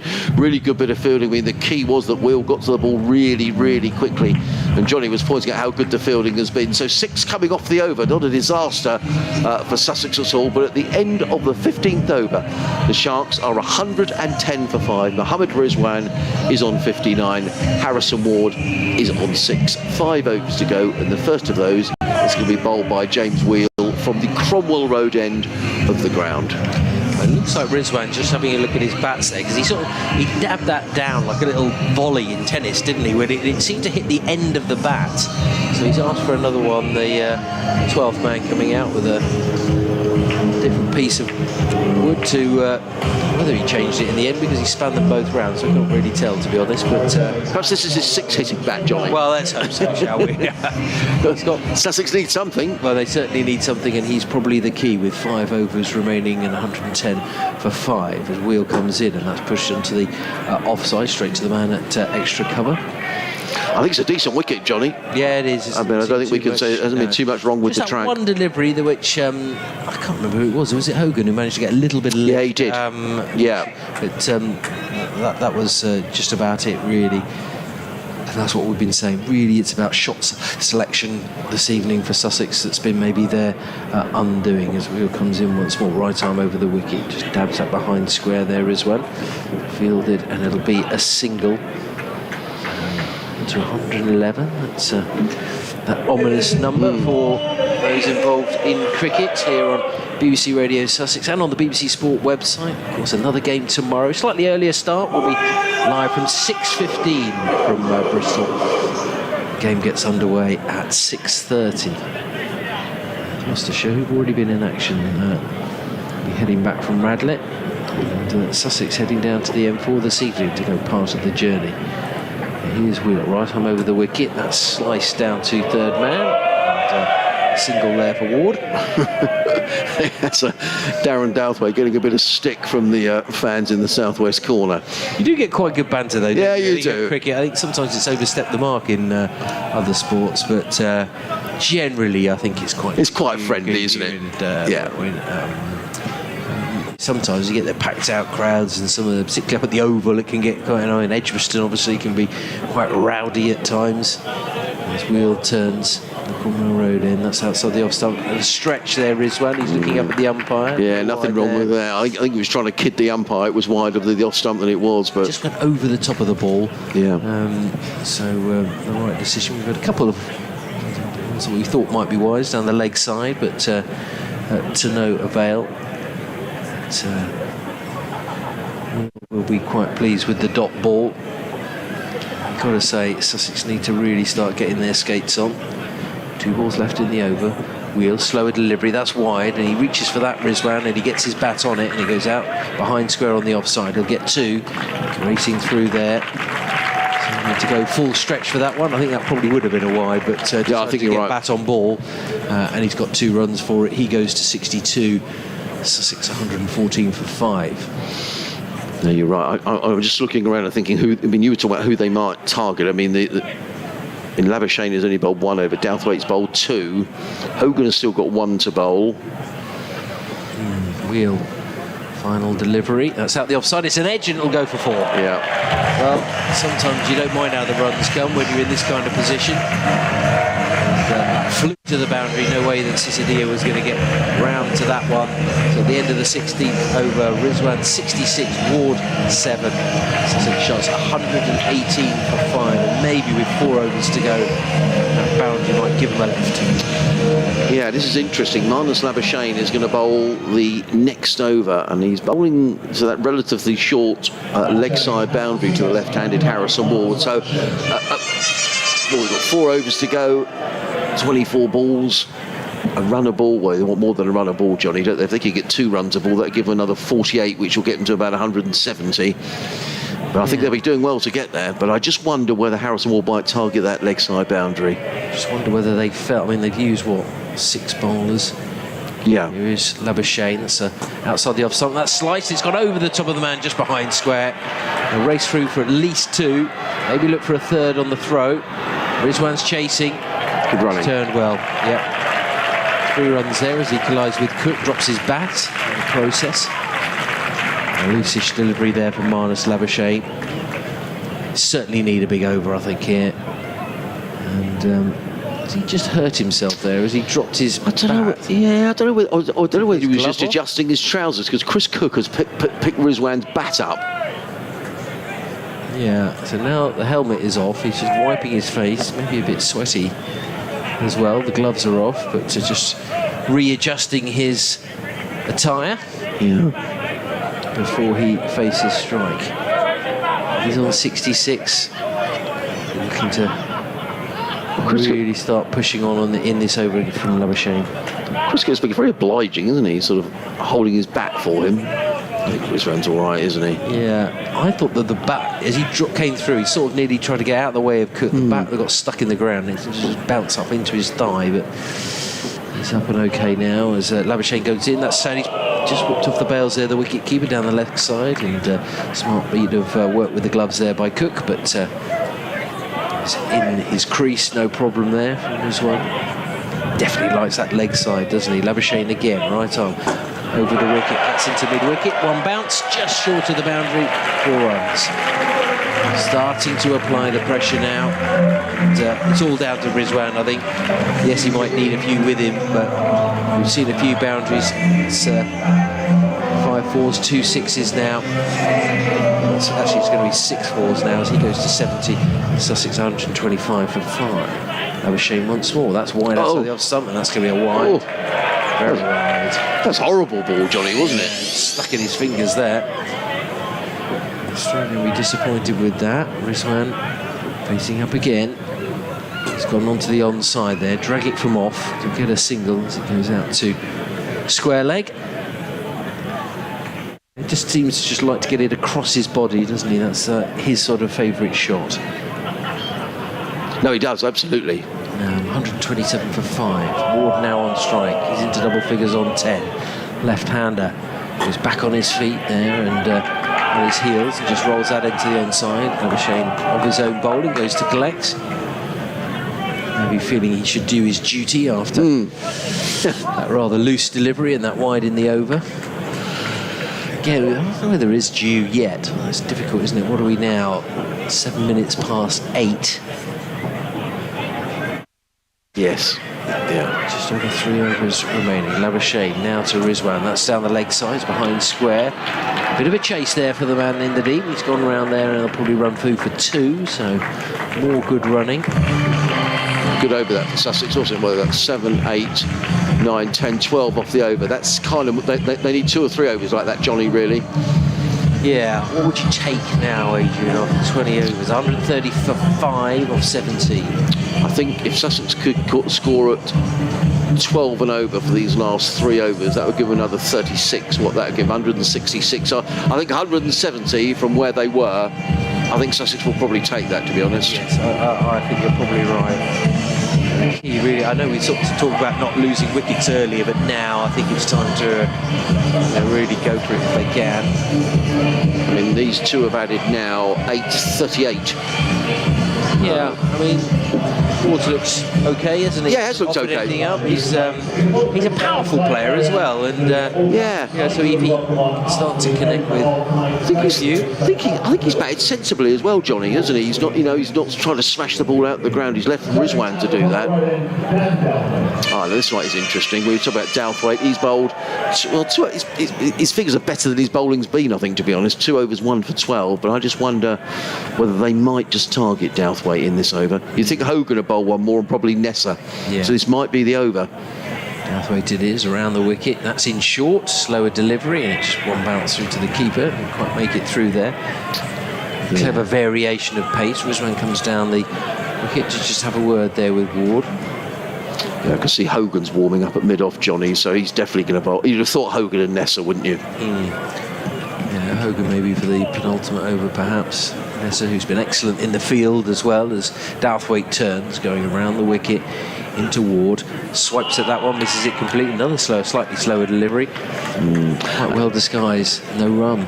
2-dot balls. Yeah, and having said how well he batted, I mean, there's a single. I mean, the fielders on the leg side are all on the boundary. So a little dab and run, and you get Rizwan on strike. Surely that's what Sussex should be doing, but they've rather wasted 2 deliveries. Yeah, Rizwan up to 73, but Ward on strike with 11.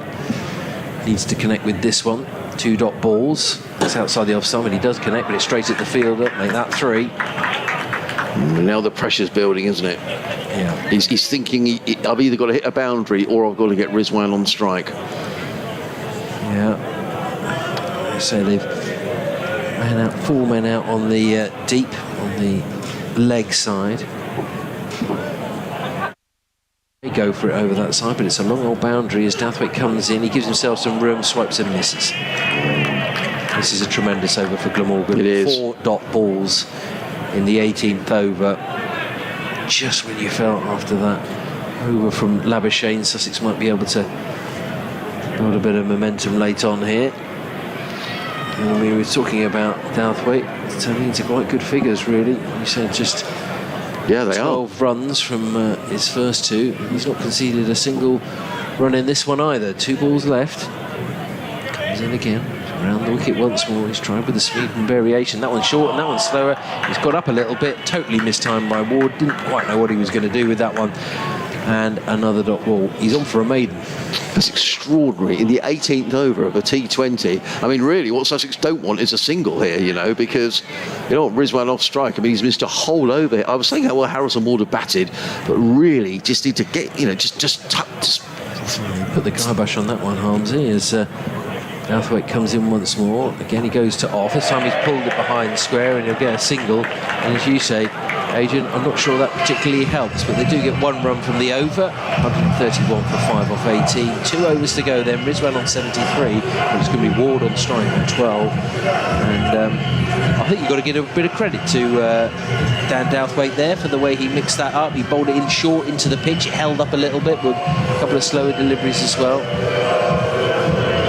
No, absolutely. And we wondered whether he might be the over to target. Well, it wasn't, but I have to say that's not great from Sussex, is it? In the 18th over, just to score 1 run. And now you've got your batsman who's on 73, still off strike, Johnny. And the 2 experienced campaigners, or certainly Michael Hogan's going to bowl 1 of the overs. You'd imagine Michael Nessa might bowl the other, or possibly James Wheel, who's bowled pretty well, actually. 3 overs for 24. Yeah, he's done okay, hasn't he? Well, they've all done pretty well, haven't they? Full delivery, straight back at the bowler. They're racing through for a single. The bowler misfields, couldn't get a hold of it. Looking about to go for a second, and this one go back there to check that he's all right. Oh, brilliant! I wasn't quite sure what he was up to there, but I thought, what are you doing? Stay in your crease, but Rizwan, you check he's okay.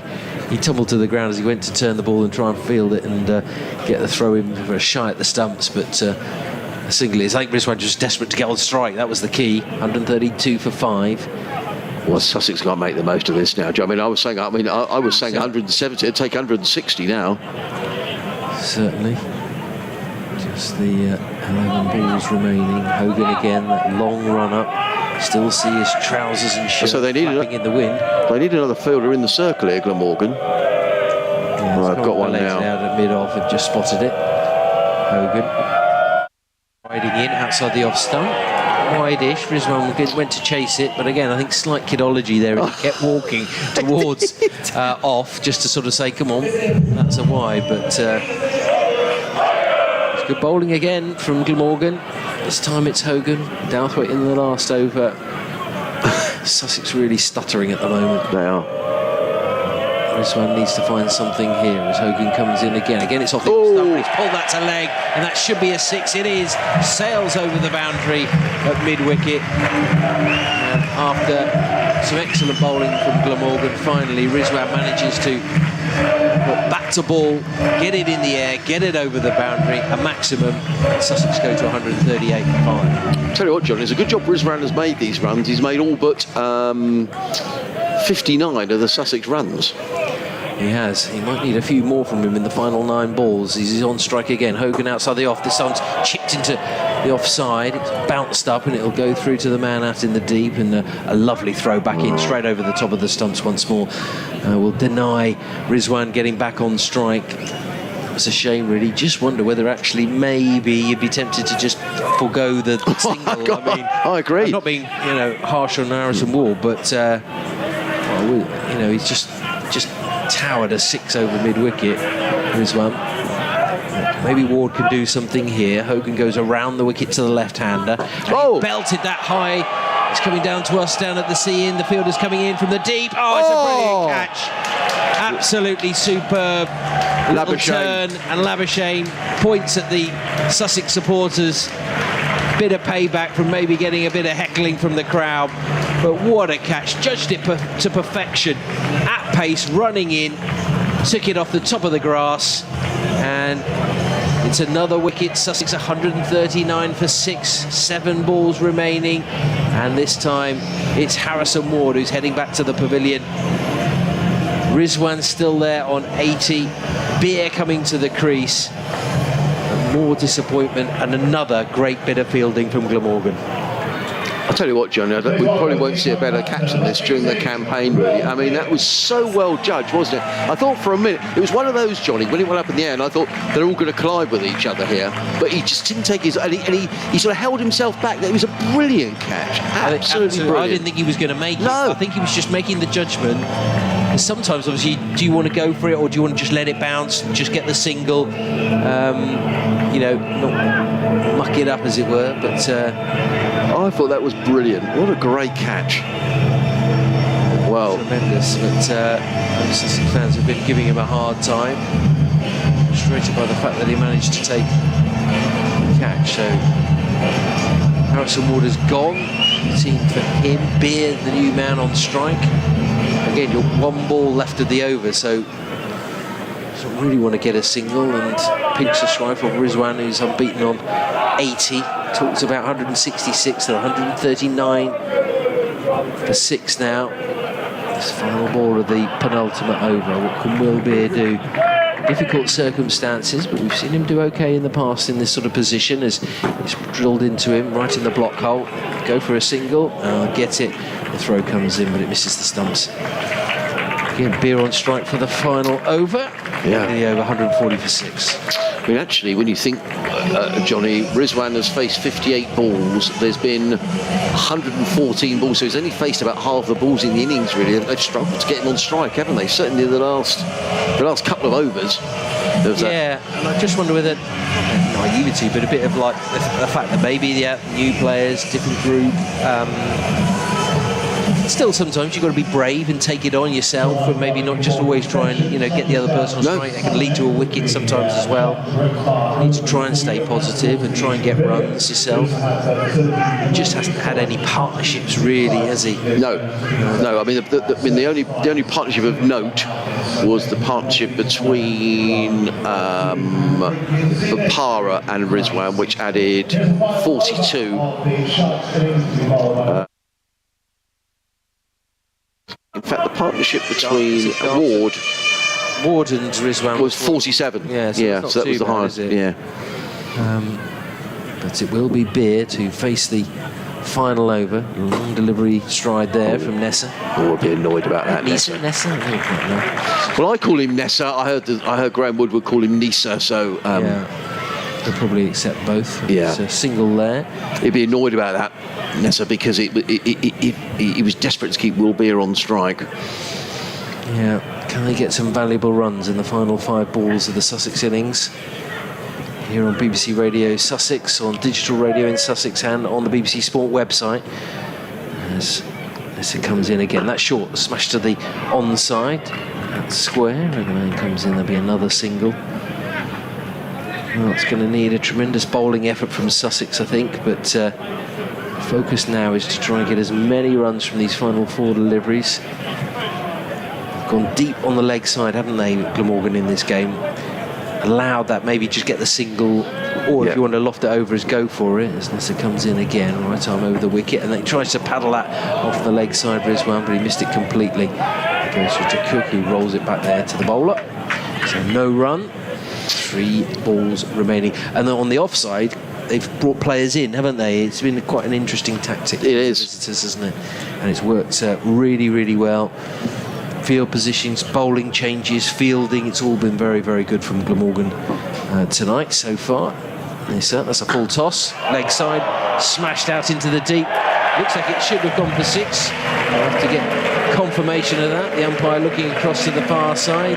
No, it's going to be a 4. No, and I think, Sporting Lead, the fielder has actually said no, it went for 6. That has been changed, and it is a maximum. So. Well done, the fielder. I think that's Kieran Carlson. And quite difficult when you're full stretch, flying through the air, going for a catch with your left hand. But I thought initially it had, but we're a long, long way away, just over there in front of the indoor school, so difficult to say. But Beer gets the 6, he goes to 8, 148 for 6. That was in the block hole, drilled out into the onside. They'll just get a single. One more delivery to come then from Glamorgan. Sussex, can they make it to 150? They're 149 for 6. Rizwan on strike, he's unbeaten on 81. Beer with 9, the run rate 7.5. Quick chat between the batsmen. High 5. Where will he go with this one? He's tried all sorts of different shots. He's had a few 6s. In comes Nessa. That's short. It's over the top of Rizwan. They run through for a single. Roll at the stumps. Missed at both ends. And Sussex make it through to 150 for 6. And I think it was a bye in the end. So Rizwan will be there at the end on 81. Beer on 9. And Glamorgan require 151 for victory here at the county ground in Hove. Sussex thankful for the contribution by Mohammad Rizwan on his T20 Blast debut. 81 runs out of 150 for the Sharks. And despite a promising opening, and Luke Wright got underway, but then when he was dismissed for 30, Josh Phillipe run out on debut for 5. The power looked comfortable, took his time, but then he was caught on the boundary for 11. Rawlings, Garton and Ward unable to really help Rizwan in any particular way. And, well, it's going to be a tough ask for the Sussex bowlers. Well, I think it will be, Johnny, and I think as a unit, Sussex must be disappointed with that. I mean, clearly you were saying Rizwan batted really nicely, making 81, but apart from that, no real significant contributions. And I think, got to be honest, a number of batsmen gave their wickets away, a number of sloppy shots. I know it's the opening match of the campaign, but what it really needed was someone to bat around Rizwan. That 18th over, there were 5 balls chewed up with dot balls, just the 1 run coming off of that over. But at the top of the order, I think several players will be disappointed with their shots, notably, I think Delray Rawlings will be disappointed, I think George Garton will be disappointed as well. Ravi Bopara, the skipper, ought to be disappointed with his shot as well. So, I mean, they've got a score on the board. It's, it's not an awful score. We've seen 150 defended here at home, but you'd have to say at the halfway stage, I think Glamorgan will feel they're really in a strong position in this game. Because the track hasn't really offered too much. No, I agree. Really, they're probably the Sussex batsmen that have offered things up, and I think, as I say, a bit of a frustration coming out, but they have to go at it, and you never know, if they get some early wickets, perhaps they can do that. Well, we'll have the whole of the Glamorgan reply coming up. I'll just get you updated for what's been happening elsewhere. The Birmingham Bears taking on Northants, 133 for 2. That one's been a bit delayed because of rain. The Bears winning the toss and choosing to bat in that one. Middlesex have already beaten Gloucestershire. Sussex taking Gloucestershire tomorrow. Middlesex won by 30 runs. 229 for 9 off their 20 overs. It's pretty impressive, actually. Yeah, it is. Gloucestershire in reply 199 for 9. That's not a bad run chase, actually. That there from Gloucestershire, and we're interested to see how they go tomorrow. Of course, we're live from 6:15 for that one. We start at 6:30. Durham taking on Leicestershire. Durham 184 for 8. Leicestershire in reply a short time ago, 36 for 3 off 6. But really, it's all about what's happening here this evening, and well, One thing we can see in terms of the positive, Adrian, is seeing Rizwan in the flesh, seeing him black, and that's got to be a positive. We know that the likes of Papara, Wright could do more, maybe Rawlins and Garton as well, but good to actually see him there as well. Yeah, I mean, he looks a terrific signing. He's not the T20 batsman, or the Wisden T20 batsman of the year for nothing. He's obviously a tremendous cricketer. Good to see him in the runs. Sussex have got him for most of the season before he goes off to play in a series for Pakistan against the West Indies, but good to see him. But it's really down to the bowlers now, Johnny, and the experienced hands of Mills and Finn. Sussex need early wickets here. Yep, and of course the reply on the way here on BBC Radio Sussex and on the BBC Sport website.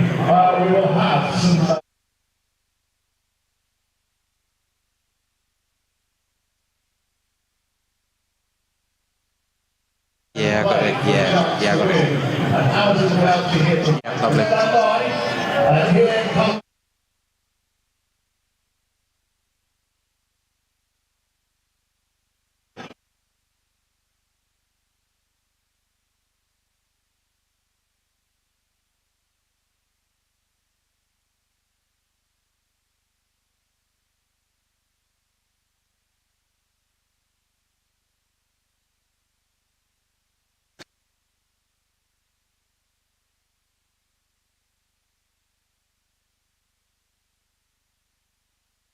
Yeah, we're live from the county ground at Hove. Sussex have set Glamorgan 151 to win here in this opening T20 Blast game on BBC Radio Sussex, on the whole of the Glamorgan reply coming up in a short while. But the football season has only just finished at the weekend with victory for Brighton and Hove Albion.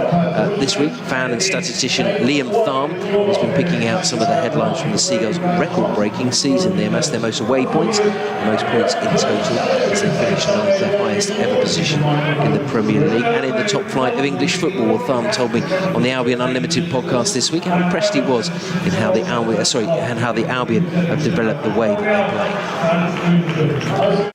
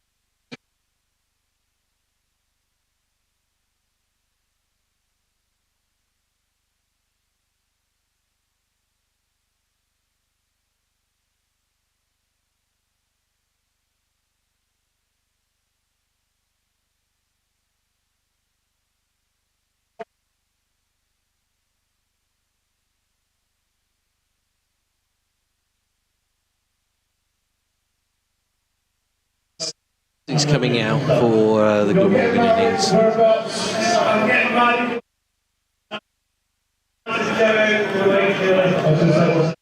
You confirm Sussex coming out for the Glamorgan innings.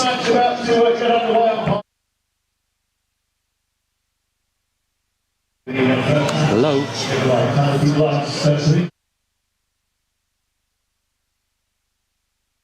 Yeah. No, they're out ready. I've said it 3 times. Ready to go.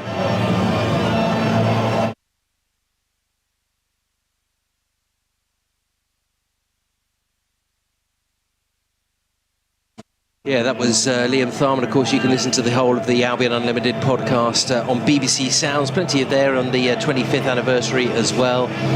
Glamorgan ready to go in their run chase. 151 required. And it's going to be Delray Rawlings to open the batting.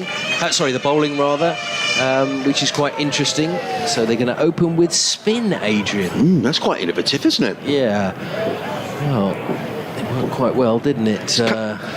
Coming into ball to David Lloyd, the Glamorgan skipper, who steps back to one that's a little short and tries to punch that through the offside, fielded by Bapara in the covers, and there is no run. Rawlings in again, round the wicket, bowls, and clipped away by Lloyd. That could run away for 4 runs, actually. Archie Lenham is in hot pursuit, but I don't think he's going to get there. It was a little bit too wide of the off stump, to be honest, Johnny, wasn't it? And Lloyd just went back and just cut the ball away firmly through backward point, raced away up the hill towards the players' changing rooms on the far side of the ground, and Lloyd is on his way with the boundary. Glamorgan 4 without loss. Yeah, 4 without loss, and I think they need wickets, as simple as that, isn't it? Rawlings in bowls, and Lloyd drives firmly to mid-off, fielded by Will Beer. A bit of fielding by Beer, around smartly to his left at mid-off. Gets in the throat of Rizwan. I just wonder whether Archie Lenham back of his trousers to try and keep the ball dry. Maybe an indication of what the conditions are like out there. So Sam Northeast is David Lloyd's opening partner. He's about to face his first ball from Rawlings. Rawlings in bowls, and there's a bit of turn there from Delray Rawlings. The ball isn't taken cleanly by... In fact, no, it isn't taken cleanly either way. It's a dot ball. It is the end of the opening over. Good over from Delray Rawlings. Just conceded the 5 runs. Glamorgan are 5 without loss. All 5 runs to the skipper, David Lloyd. Well, you feel they had to mix it up. They had to do something different, I think, in order to try and change the dynamic of this game. Opening up there and nearly picked up a wicket. But Rawlings with the first, though. It looks like maybe Stephen Finn is going to... and of course, this is all about... I mean, he's had that... You talking about strapping on his leg and everything. Yeah. Let's just hope he comes through unscathed. Well, he's only played, Johnny, in the opening 2 matches of the county championship season. He played here against Nottinghamshire, where he bowled well, then bowled up at Derbyshire. But since then, we haven't seen anything of Steve Finn. He's come to the commentary box on a couple of occasions, but really, Sussex want to see him out on the field and not in the commentary box. No, absolutely. You say with 3 games coming so quickly, to stay fit as well. But he's running in down the hill from the Cromwell Road, and he's in and bowls to Lloyd. He clubs that one away on the leg side. It's gone over long on. It's going to go all the way up to the players' pavilion for 4 runs. Lovely shot by Lloyd. Just stepped inside the line, clipped the ball over, wideish mid-on. Goes away for 4 runs. Lloyd goes to 9, and Glamorgan to 9 without loss. Yeah, decent pick-up for full length there from Finn. Want to see that too often, will he? The offside, he got a slip in there. Rawlings in at the slip for Finn. In comes Finn again, bowled. And Lloyd pulls this one away. That's going to be 6. Well, wow, that's an audacious shot, and well held by that man. No, he dropped it actually. The fielder in the crowd, he dropped it. There's no prize anyway if you do catch it, but it was pulled away over sort of backward square leg, almost fine leg. So Steve Finn has gone for 4-6, and Lloyd is on to 15, and Glamorgan off to a flyer. Somebody debated the other day about whether it should be a new rule that if you get caught in the crowd, you should actually be out. Help the home side. Interesting. In comes Finn, bowled, and Lloyd plays on! Steve Finn gets his revenge, and that's a sloppy shot by the Glamorgan skipper. Having gone 4-6, he'll be really disappointed to have done that. He was looking to fiddle that one down to 3rd man, and much like the shot that Luke Wright played in the Sussex innings, David Lloyd plays on. He'll be really, really cross with himself. Glamorgan are 15 for 1, all 15 to Lloyd, who's now out. It's a little bit of a funny shot, wasn't it? He just sort of stopped on it, wasn't he? Maybe caught in two minds, having to hit made such a decent start. He'd be bitterly disappointed because he looked confident, didn't he?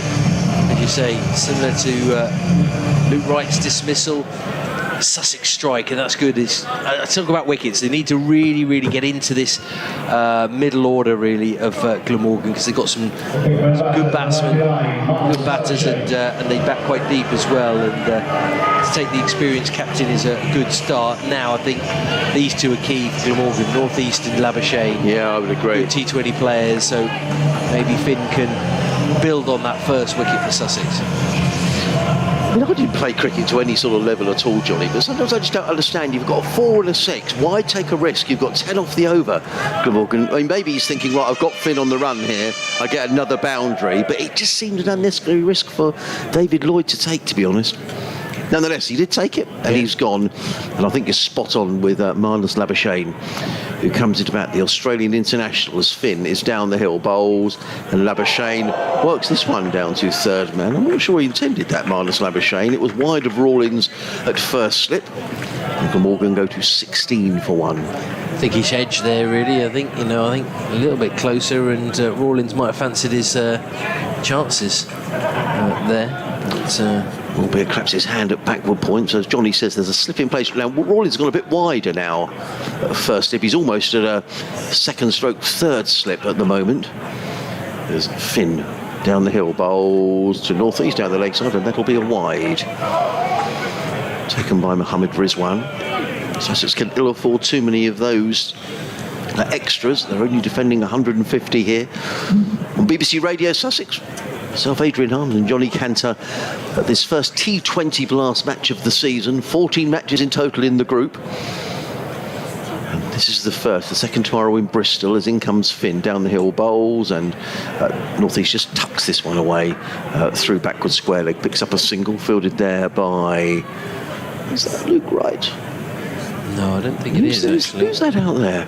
I think... Oh, that's Josh Phillipe. Yeah. Who fields. Yeah, Luke Wright is at short. So used to see Luke Wright directing affairs for Sussex. He's fielding at extra cover. Former Sussex skipper, as in comes Finn.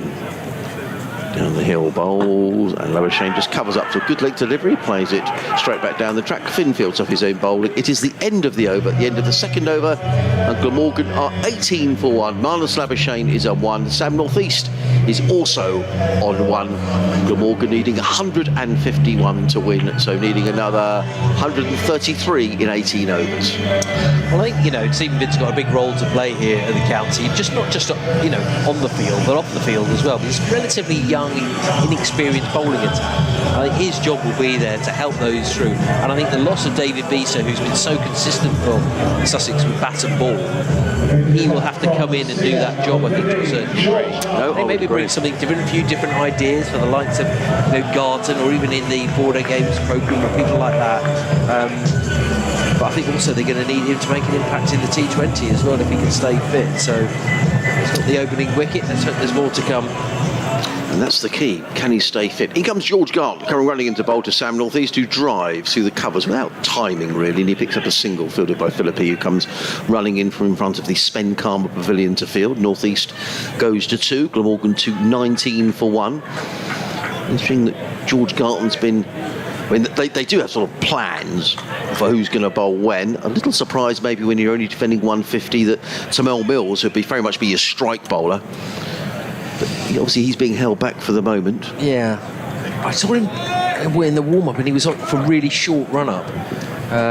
So I don't know whether... hopefully he's okay. Here comes Garton over the wicket, bowls, and Labuschagne tucks this to backward point, fielded down there. The other thing is whether they don't want to give them too much pace on the ball. No, that's true. That's true. And pick up some, early runs, like streaky behind square, perhaps. That might be something, hence the decision to put Rawlins in for the first over.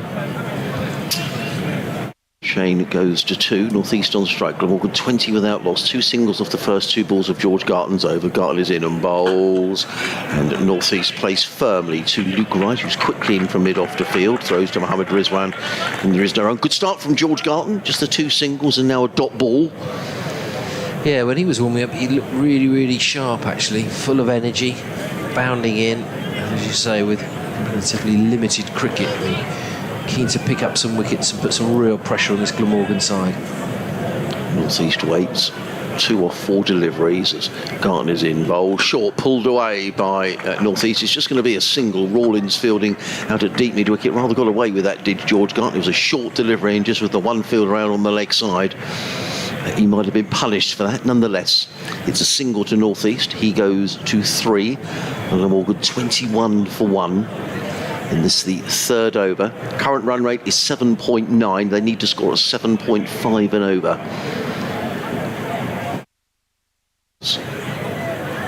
Garton on his way again, bowls, and Labuschagne, such a classy player, clips that one back to the square on the onside, fielded by Rawlins. Lovely bit of fielding by Rawlins, gets in the throw to Rizwan, and there is no run. It's always worth keeping an eye, I think, on the Duckworth-Lewis score, just to give you an idea of where Glamorgan are in this run chase. Well, Duckworth-Lewis is 22, and Glamorgan are 22. 22 for 1. Both batsmen are on 3. I don't think it's going to rain anyway. Lots of heavy cloud around, but also some lighter skies around as well. As Garton is in bowls to North East, and North East is beaten. That's a good delivery by George Garton, taken by Mohammad Rizwan. There is no run. Good over from George Garton, just conceding the 4 runs.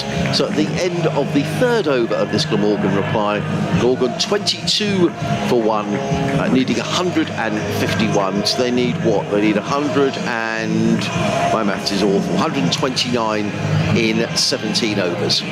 Just wondering whether North East and Labuschagne would have played together at Hampshire. Possibly.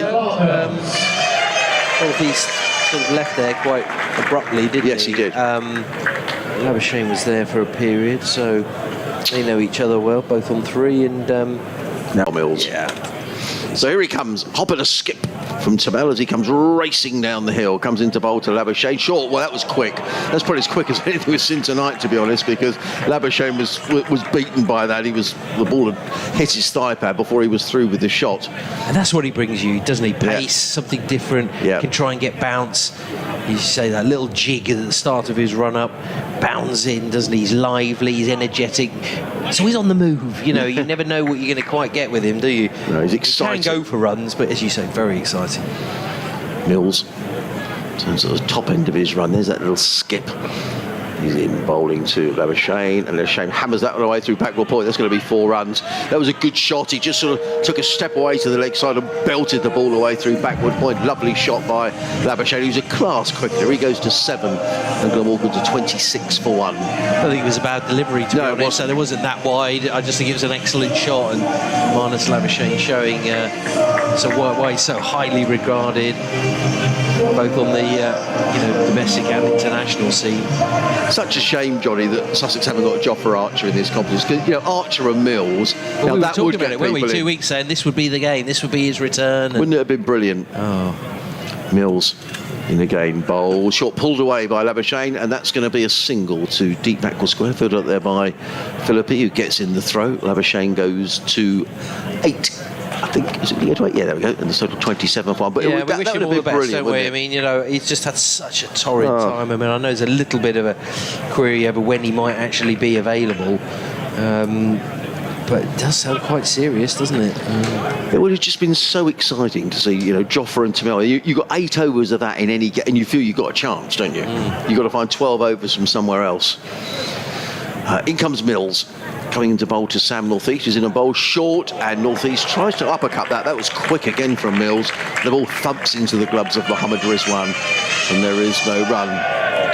He's an intelligent cricketer, isn't he, Tamil Mills? You only have to hear him on the commentary, actually. He sometimes does TV, but that zipped right through. I think even Rizwan was caught a little bit unawares as it came through to him at real pace. Moves around with the gloves. Of course, Josh Phillipe is a wicket keeper. Yes, he is. Well, isn't he? Yeah. We might yet see him.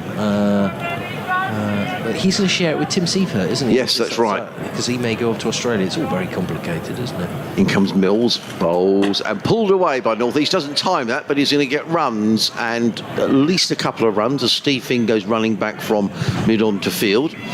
North East picks up a couple. He goes to 5, and Glamorgan to 29.5. Now, absolutely right, because Rizwan goes off to play for Pakistan. Phillippe's due to go over with Australia to Sri Lanka, but we understand that tour is now in a little bit of doubt because there's quite a lot of unrest in Sri Lanka at the moment. That's when Tim Sheaffer, so they're all designed to come in and overlap for each other. But it's not ideal. I mean, let's face it, if you're getting overseas, you want them to be here for a good part of the campaign, but it's just the international calendar is changing around all the time post-COVID. In comes Mills, bowls short down the leg side. That might be signalled a wide, and it is signalled a wide. Crowd don't like it, but I think in T20 rules, that's a wide. It's down the leg side, and Tamal Mills, he knew it as well. He just turned and handballed back. I think he's just a bit frustrated, wasn't he? Trying to put everything into it and dig it in. At that time, it just drifted down the leg side. But with Mills, when you're doing the football commentary, Johnny, you get players, and when they get the ball, it's exciting, isn't it? You think something's going to happen, and it's the same with Mills. Really, when he gets the ball, you think, something could happen now. Also at the death, I think he's been excellent at times, hasn't he, as well? That variation of pace and length. In he comes, bowls, and again, not time, pull away into the long leg, and he's going to move on it. Throw comes in for all Rawlins. If that had hit, I think that would have been close, but North East did manage to scamper home. I almost wondered whether he'd given that up, Sam North East. Nonetheless, he picks up a single. It is the end of the over, and Glamorgan at the end of that over are 31 for 1. Labuschagne is on 8, North East is on 6, so Glamorgan needing another 119 to win in... They've taken the overs down, Johnny. How annoying. Well, they need 120, don't they? In 16 overs. Yeah. 7.8 so far, 31 or 4. Couldn't I work that out? You must be better at maths than me, but that is an easy sum. I'm certainly not. I failed the O-level. Showing my age there. Sorry, Garton bowls a full toss driven away through the offside by Sam North East. Well fielded by Phillippe. He's quickly round in front of the Spenkama Pavilion, but not before another couple of runs have been taken. Glamorgan to 33 for 1. I just wonder whether, Archie Lenham could have, or maybe even Will Beer, really, just offer them up and just say, go on, do you want to go and have a go at us early on in your innings? And that may be a way of thinking, because the trouble with these two, I think if they get in, it could be very difficult to get them out. Well, these are the two top quality batsmen. As in comes Garton over the wicket, bowls wide outside the off stump. Rather fortunate to get away with that. He's driven into the ground by North East. Just took a little bit of pace off that one, I think. I'd like to see that a little bit more. I do think that Glamorgan did that very, very well in the Sussex innings, varying the pace a little bit. He's got that in his locker, Garton. He has, as he turns literally down in front of us. George Garton played for England over in the Caribbean during the winter. And he's in again, comes in and bowls to North East. North East makes rooms, plays that away into the offside, picks up a single, followed by Bapara. Sussex will be reasonably pleased here in this power play, because at least Glamorgan haven't got away. So often in the power play you can see a side 50 or 60, and then it's a really difficult job to grab them back. On the other hand, Glamorgan will be thinking, well, we've only lost 1 wicket. Yeah, and I think that's what and wickets are key. Need wickets. Yeah. And then they can really restrict them in these next 9 balls or so. Garton in and bowls to Labuschagne, pulled away onto the leg side. That's going to go all the way. I thought it had gone for 6. In fact, it went for 4. The ball's gone out the ground. With too short by George Garton, and Marnus Labuschagne is far too good a player. He just stepped away, pulled the ball through square leg, and it's gone away for 4 runs. A lovely shot. He goes to 12, and Glamorgan 38 for 1. A couple of times now, Garton's just kicked the crease, sort of like kick up the sort of turf, as if to sort of say, well, I got slipped or a little, but I'm not seeing that myself. I think it's just it's not a great delivery and it's a great shot, but I think he's just annoyed with himself. Yeah, you can see by the ball, he snatched the ball there. He's annoyed with himself. Yeah, let's see if he can get some revenge here. 7 off the over so far, 38 for 1 are Glamorgan. As in comes Garton. Full toss hammered down the ground. He'll really feel he's missed out there, will Marnus Labuschagne. That was a full toss, and he played it straight to Archie Lenham at mid-on. And Labuschagne will know that was an opportunity to pick up another boundary. He remains on 12 with 38 for 1. They're scoring at 7.9 and over. Run rate required is 7.5. Duckworth Lewis is 33, which will tell you that Glamorgan on 38 for 1. are ahead of the game. It's Garton. Left arm over the wicket, bowls, and that's going to be signalled as a wide, I'm afraid. It's down the leg side. There was a half-hearted appeal from George. I think he thought that might have flicked the pad, and that was the reason for the appeal. But I think it was more in hope than anything else, to be honest. It wasn't far wide, was it? But you know the rules of the game, don't you? And when it comes to T20, it's just the little things, aren't they? That I think it's about applying pressure. Whether it's with your fielding, with your bowling, really trying to keep it as tight as possible.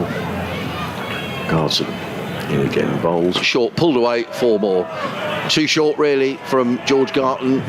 And Marnus Labuschagne again was just waiting for that, pulled it away through the onside. Delray Rawlings was fairly square at a mid-wicket position. And the minute it hit the bat, that had gone away for 4 runs. Glamorgan will feel they're in the ascendancy here. Johnny, 43 for 1 at the end of the 5th over. Labuschagne looking ominously good on 16. Sam Northeast is on 9. Tamal Mills is going to bowl the last over of the power play, and I think probably Ravi Bopara's hand's been forced here a little bit because Sussex, as you say, desperately need a wicket in this power play. Yeah, just one more over of it. Tony Cotty, former of this parish, over with the commentary team for BBC Wales. I think he'll probably be quite pleased, actually, especially as he's commentating. I think it's a bit of a difficult one for him today, but I'm sure he's being partisan for the Welsh contingent this evening as Mills comes in. That's outside the off stump, swipe and a miss. Don't get anywhere near that. No movement from the feet there from Northeast. Runs an ice cream stroke coffee shop, does Tony. Now I can't remember the name of it, actually. I think I gave you Pretty Follies or something like that. But it's down in Shoreham, isn't it? Yes, it is. I've not been, actually. No, I ought to go. Maybe we should partake before a T20 game, and I know it's not open the whole 12 months of the year, but most of the year it is available for hot drinks. And quite fancy that, Johnny. 8 months work, 4 months off. Yeah, that sounds quite good. You already have it. What are you talking about? In comes Mills, left arm over the wicket, short. That's off the top of the bat, and it's gone for 6. Over the top of Rizwan, straight down the ground, a top edge, and a 6. Well, if you're going to hit hard, and that's exactly what Sam Northeast did there, and he's been rewarded.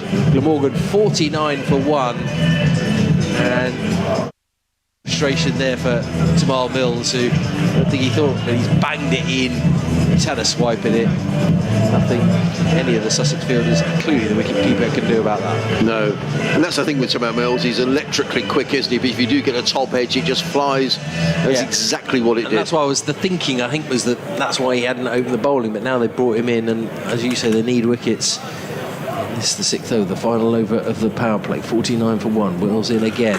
This one smacks square on the offside, and that should make the boundary as well as it goes past Lenham out there at point. And another boundary. 10 off the last 2 balls. It's a good over for Glamorgan. They're past 50.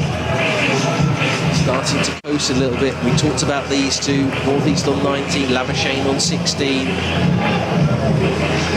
Was actually a little bit loose, I think, from Tamal Mills there. He's definitely gone short of a length this evening, but he has made a change here because he's going to go around the wicket now to Northeast. We try and angle it into him. Right-handed bat, of course. And get him shuffling across his stumps potentially, but it's a fuller length. Doesn't matter. Picked up, and it may just have cleared for 6. It's close. It's close, but it's given us a 4. I tell you what, that was right in the block hole as well, but he just rocked back onto his heels. He virtually flicked it over. Extra cover. Another boundary. Tremendous over. I feel the game is starting to get away from Sussex here. Well, no question about that. But this over has gone for 14, Johnny, in Northeast is suddenly on to 23 off 16. I said that was the best shot of the lot, wasn't it? That was just beautifully picked up through extra cover. And this is turning into a great power play for the visitors. Yeah, it certainly is. 94 to win. Well ahead of the Duckworth Lewis as well. Will Mills do now? Pumped to the boundary 3 times in the over. Around the wicket. This one's in short, cut this time down to third man. Ward will field, just a single this time. Just trying to move Ward around a little bit, or maybe push someone out to the offside boundary. for the final ball to Labuschagne. And Marnus Labuschagne doesn't need to take a risk here, does he? They've got 15 off the over, Glamorgan. They need to score 6.6 and over to win the match. So just no risk cricket here, I'd have thought, against the danger man who's Tamal Mills now. Yeah. Final ball of the first power play. Mills to bowl it around the wicket from the Cromwell Road end. Slower delivery, but it's wide. This is turning into a disastrous over now for Tamal Mills and Sussex. It's all gone deadly quiet around the county ground, hasn't it? I wondered if our effects mic was still working, Johnny. I've just turned it up just to see whether it was, for exactly that reason. Yeah, the crowd are still here. Yes. They looked absolutely perished, don't they? Yeah. The crowd. Yes, some of those ones were in the yellow T-shirts and the blue shark hats. Yes. I think will be very cold, maybe warmed up by a few drinks from the bars, but here's the final ball of the power play, end of the 6th over. Mills right in the block hole. They'll still race through for a single. There's a shot at the stumps at the bowler's end, but nowhere near. And the end of the power play then. 6 overs gone. Glamorgan 60 for 1, chasing 151 to win. North East 24, Labuschagne on 17. And that, you feel, could be a turning point in the game there. 17 off the over, Johnny. Yeah. You need wickets now, and they need to break this partnership between these two very experienced batters. Well, they certainly do, and you know, you always feel Sussex might have played a trump card when Tamal Mills was bowled. So Delray Rawlings is going to bowl. So Ravi Bopara hasn't turned to either of his leg spinners, hasn't turned to Archie Lennon or Will Beer yet. Interesting that. I wonder whether Glamorgan from here, Johnny, whether you think, right, we only need 6.5 and over, we just push the ball, or whether I think, well, we've gone from the start, let's just keep the momentum going. I just think with these two batters, they're the sort of batters that once they get in, you know, once they feel comfortable, they'll just keep going. I don't think there, Rawlings just turned and the ball maybe stayed in his hands. But now it turns. Comes in for the first ball of the over. That's smacked on the onside. Rawlings just gets a hand to it as he goes low down to his right-hand side. Throw at the far side from Bopara. Frustration from the captain as well. He's captaining Sussex Sharks for the first time, taking over the captaincy from Luke Wright. Rawlings in again, left arm around the wicket, tries to cut at that one and hit the wicket-keeper, not the stumps. Got a little bit lucky there, Labuschagne. He did. Chopped down on it, probably wasn't short enough to do it. Just got over the top of the ball and it came off the pads of Rizwan. So good start to this over from Delray Rawlings. Yeah, he's only conceded 5 runs so far in his 8 balls. This one's down the leg side and they will get a single now. Just what you were saying, Adrian, about maybe just pushing it around. This one's gone to the onside. Difficult to pick up there from right-hand side. Is that Lenham coming in from the... It was Garton. No, is it Garton coming in from the deep mid-wicket boundary? Just slipped slightly out of his hand. It's very strange. You look in the distance, it's pitch black. Yes, it is. To our left, there's blue sky. It's all very, very odd. There you go. Dalton Rawlings in again. 1 off the over so far. Oh, a lovely bit of fielding there by Bopara. Launched himself to his right on the edge of the square. Prevented the single. Good work from the skipper. Trying to build some pressure here. Rawlings once again. That one's fired past Bopara this time. Sweeping around on the near side. It's fielded just a couple of yards in from the boundary. Good work there from Beer. Go through for 2. 63 for 1. Ball left of the 7th over. Glamorgan. This their first game. A couple of matches last night. Some games this evening. Middlesex have already won. Opponents for Sussex tomorrow night. I was straight back to Rawlings. Pretty good over that from Delray Rawlings to stop the rot after that disastrous over from Tamal Mills. So end of the 7th over, 63 for 1. No, very good indeed. 2 overs for 8, Delray Rawlings, compared to Tamal Mills, 2 overs for 26, George Garton 2 overs for 16. Steve Finn just bowled the 1 over, which went for 13, and Sussex were desperate just to try and stem the flow of runs. So well done, Delray. And we're going to get spin from both ends, Johnny. Looks like we're going to get a bit of leg spin from Will Beer. Well, I think it's all important that the leg spinners get some overs in tonight, really. Whatever happens, whatever the result is, and obviously Glamorgan, of course, victory, that for sure. But Will Beer and Archie Lemon will want to turn their arm over at some point, ready in maybe preparation for tomorrow. most definitely. It's going to be Beer who's offered the first opportunity of the two leg spinners. On the far end, just went up there, still got his helmet on. Standing crouched behind the stumps. 3 short on the offside, man out at deep mid off. That's a full-length delivery and it's heading that way now, but it's going to go straight down the middle. Lovely footwork as well there from Labuschagne. Just a little skip down the pitch, meet it on the half volley. And Beer's first delivery goes for 4. 67 for 1. A lovely shot, wasn't it? And I sometimes wonder whether you hit the first ball of a new bowler for 4 runs, you're just sort of stamping your authority on as a batsman. Yeah, you take the wind out of their sails a little bit, don't you? They're like excited, got the ball spinning in their hand, ready to go. Yeah. What will he do with the second Labuschagne? He's on 22, North East on 26 as Beer comes in again, right arm over the wicket. Similar sort of shot, but it's a little bit lower past Beer, but it will be fielded by Steve Finn out towards the boundary. They'll run through for 2, 6 off the over so far. Creeping towards 10 for Glamorgan. 69, that was 52, so just ahead of the game. And of course, I think importantly, they've only lost the 1 wicket.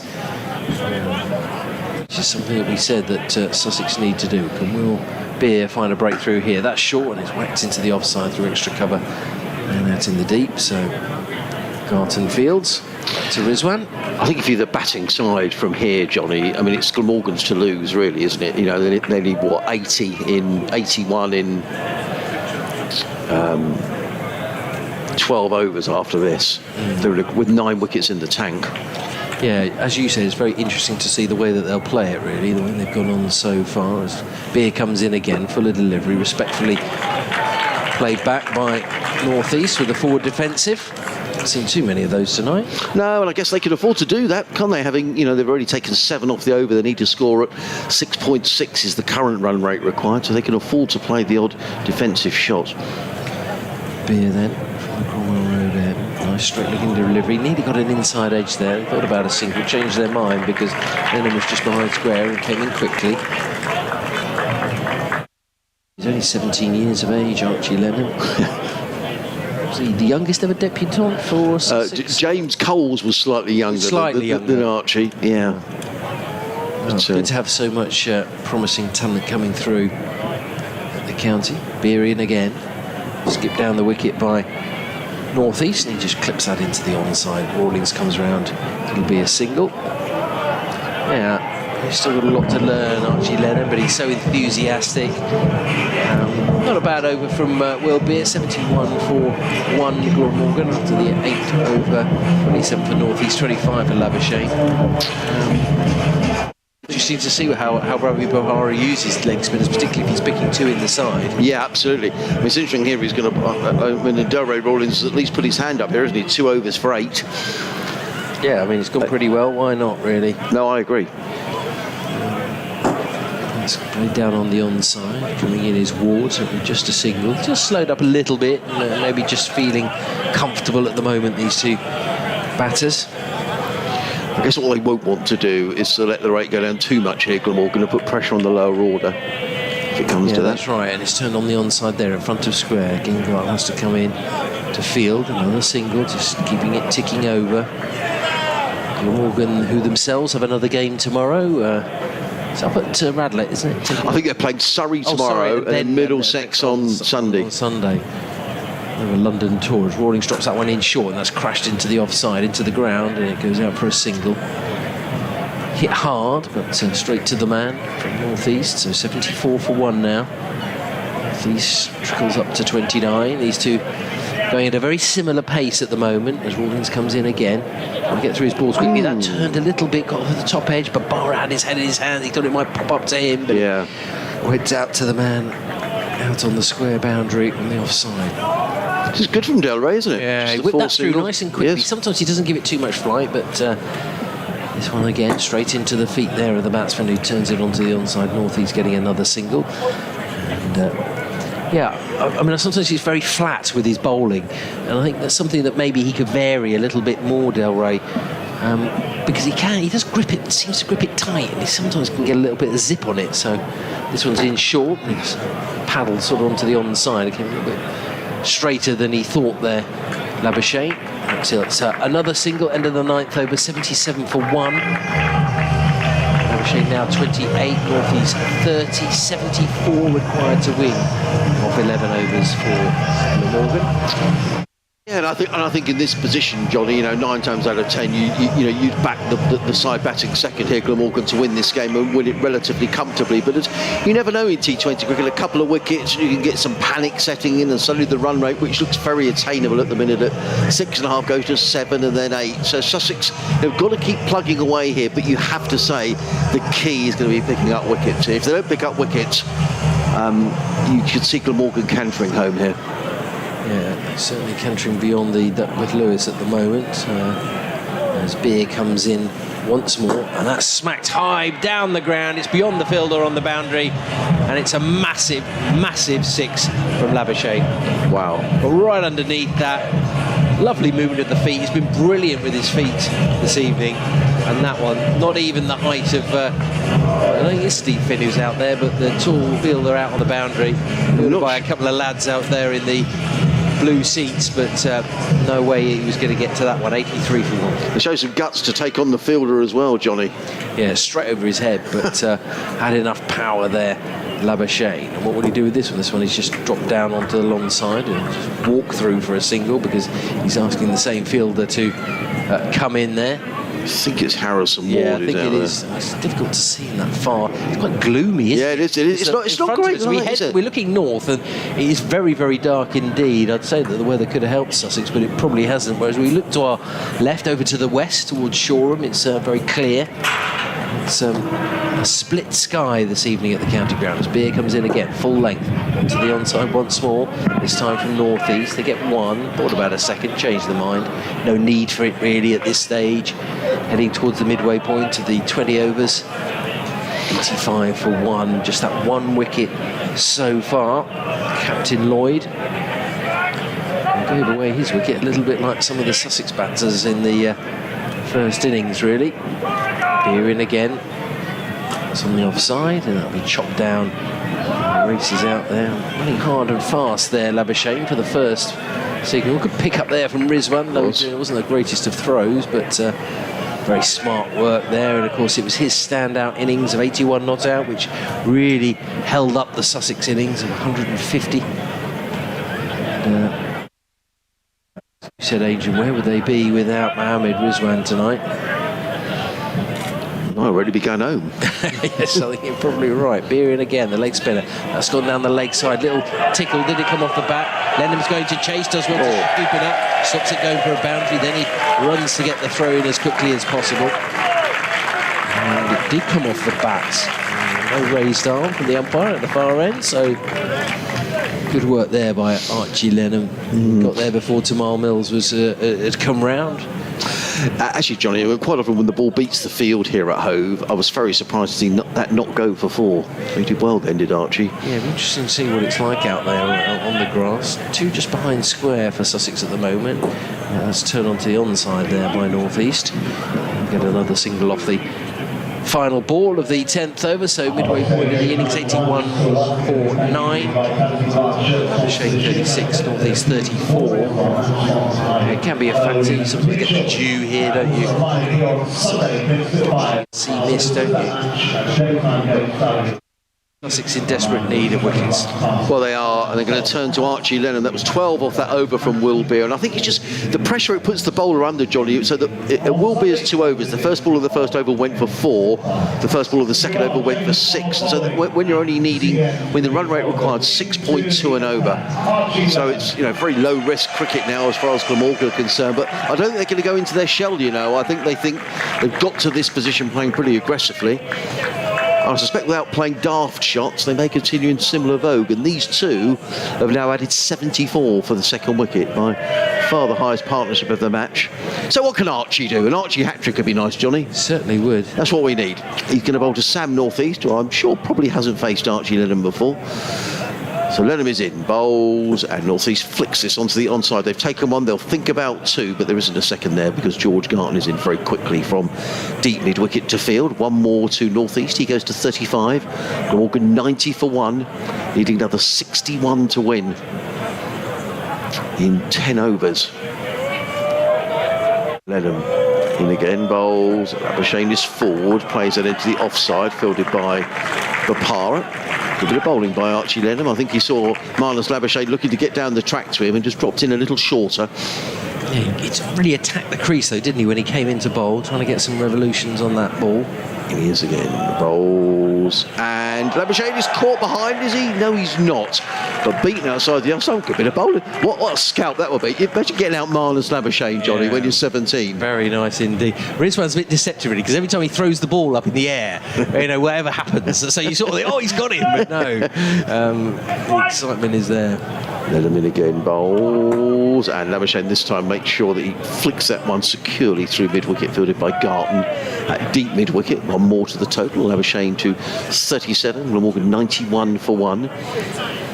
Just the 2 runs off the over so far. Glamorgan can afford a quiet over or two.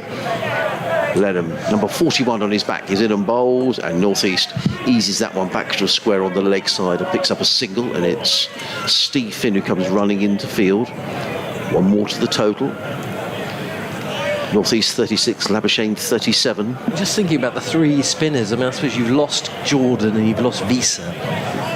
So, yeah, too many seam bowlers there. In comes Lenham bowled, hammered down the ground, too long off, fielded down in front of us by Harrison Ward, picks up another single, does Marnus Labuschagne. He goes to 38. Good over from Archie Lenham, just went for the 4 runs. And Glamorgan 93 for 1. Labuschagne on 38, North East on 36. Yeah, and the other bowler who would have bowled were he fit, Johnny, is Finn Hudson-Prentice, who Sussex brought back, so he'd have bowled his medium pace, but he's got a stress fracture of the back. He did play against New Zealand, actually. He batted, but I don't think he's anywhere near bowling at the minute. So that's another option that's been denied Sussex. Because Ollie Robinson well, yeah. is back to that. What happened there? Yeah, and he's playing in this 4-day game against New Zealand at Chelmsford. I understand he's got a back problem, didn't play, we were told earlier. Here comes Rawlins, he's going to bowl his final over, comes in, little paddle sweep by Labuschagne to what would have been backward point, but becomes sort of backward square leg if you like. Picks up a single fielded by Tamel Mills, who bowls left arm, throws right arm. Another player that Sussex need to keep fit, isn't it? Oh, absolutely. Rawlins in, bowls. Oh, in the air from North East. Played up to mid-off. Fielded away in the distance by Steve Finn. It's quite difficult to pick out the players tonight. I don't know, it just seems...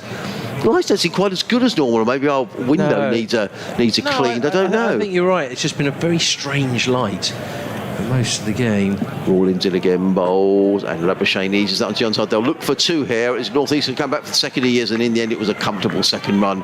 Played to a sort of a straightish mid-wicket by I would say the numbers seem a bit thicker this year as well for some reason. Sometimes you can't quite see in the distance. I mean, the man out at long on, yes, very, very difficult to see. Yes, he is. Really, against the blue background as well. Rawlins in bowls, pulled away to the leg side. He's going to be caught at deep mid-wicket, and the catch is taken, and Sussex pick up a very fortunate second wicket.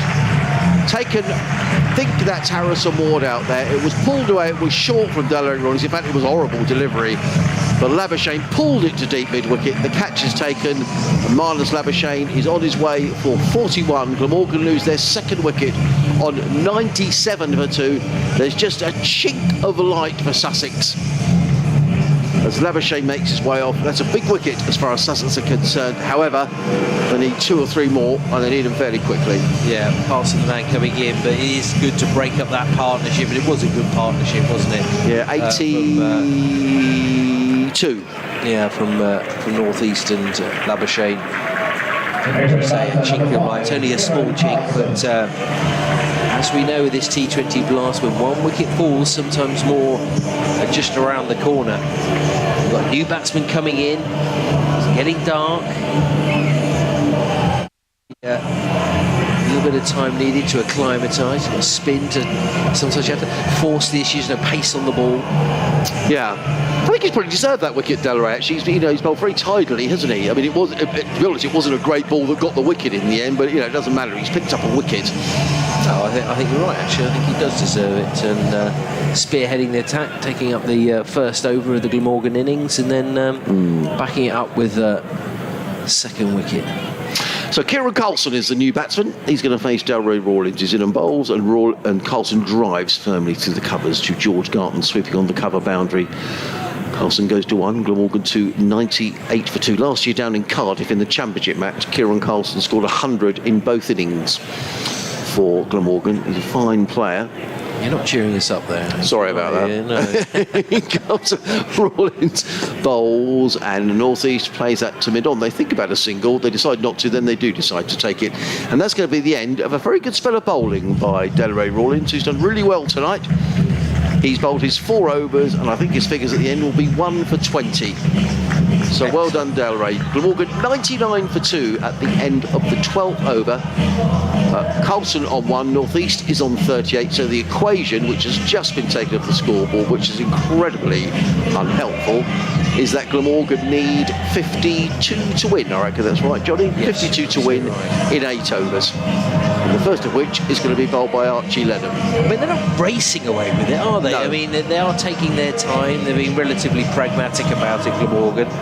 Current run rate 8.3. They need to score at 6.5 as Lenham is in and bowls, clipped down the ground by North East, Phillippe by Rawlins. I mean, they will kick themselves all the way to the Oval tomorrow night, Glamorgan, if they don't win this. I mean, they're in a great position. That's the 100 up for the visitors. North East goes to 39. So they need 51 to win in 7 overs and 5 balls with 8 wickets in hand. Just think if they had, was it the penultimate over or the one before that when Sussex there was that one off the over? Yeah. That was the one, wasn't it? Lenham bowls, clipped away through backward point. They're going to pick up at least 1 and probably 2 will Kieran Carlson, fielded sweeping on the cover boundary as Harrison Ward gets in the throw.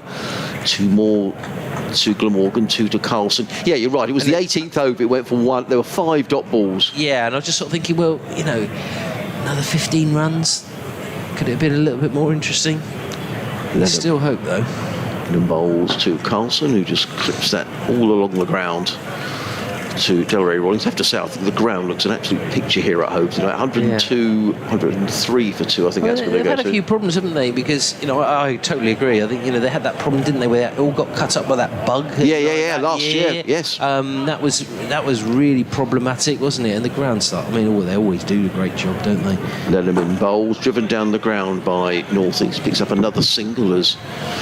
A relatively new groundsman as well. Yeah, Ben Gibson. Yeah, he's been head groundsman here now for a couple of years after Andy Mackay went to Andy's role. He sent me a text actually. So pitch inspector, I think that's the role that he works in now. Lenham in bowls, full toss, clipped away onto the leg side by Carlson. Picks up another single. So far there's been 6 off of this over from Archie Lenham. Glamorgan just content to pick up the singles. They need to score at 6.4 and over to win this match.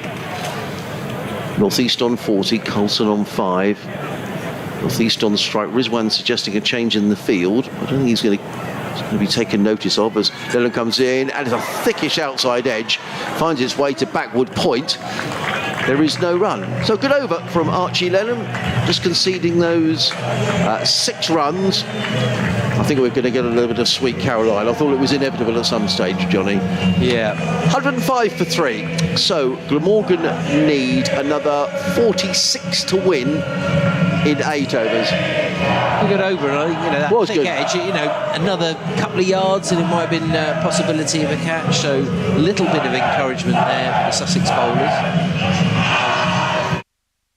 I'd say really good to get, you know, some overs under their belts, the likes of Beer and Lenham. Beer's about to bowl his 3rd over, figures in 2 overs, 0 for 20. He's coming into bowl to the right hand to Kieran Carlson, who's on 9. In comes Beer, bowls. Carlson drives nicely through the covers, picks up a single to Garton, who's sweeping on the cover boundary. Comfortable run taken by Carlson. He goes to 6. Glamorgan to 106 for 2. We've only seen the 1 over from Steve Finn. Johnny? I think that's a reflection of potentially that injury that he's been carrying recently. Maybe, just maybe. Beer knocks the ball from hand to hand.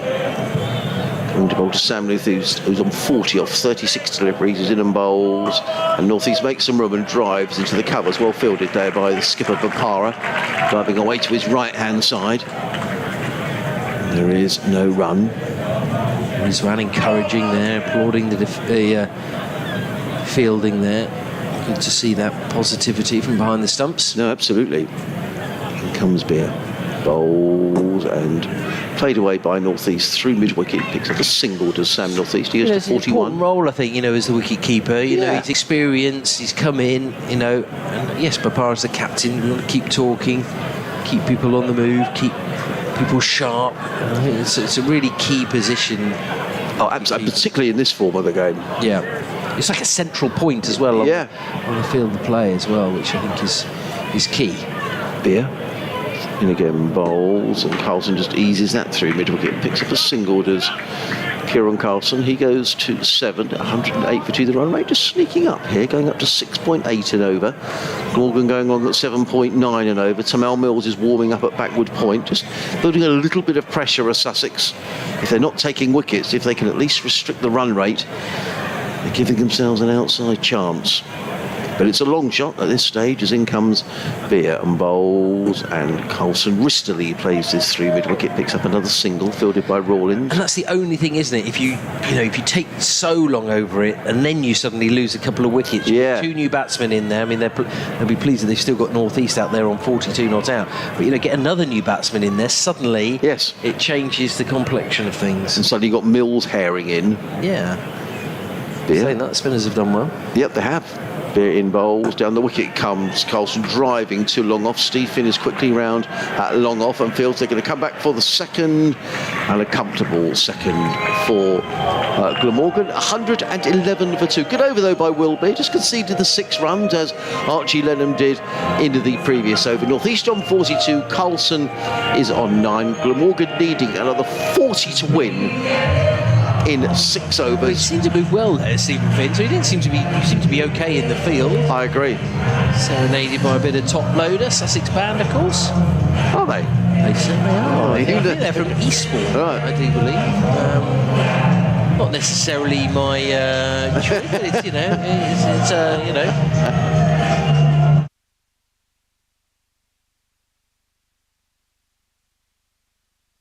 G the crowd up a little bit as well.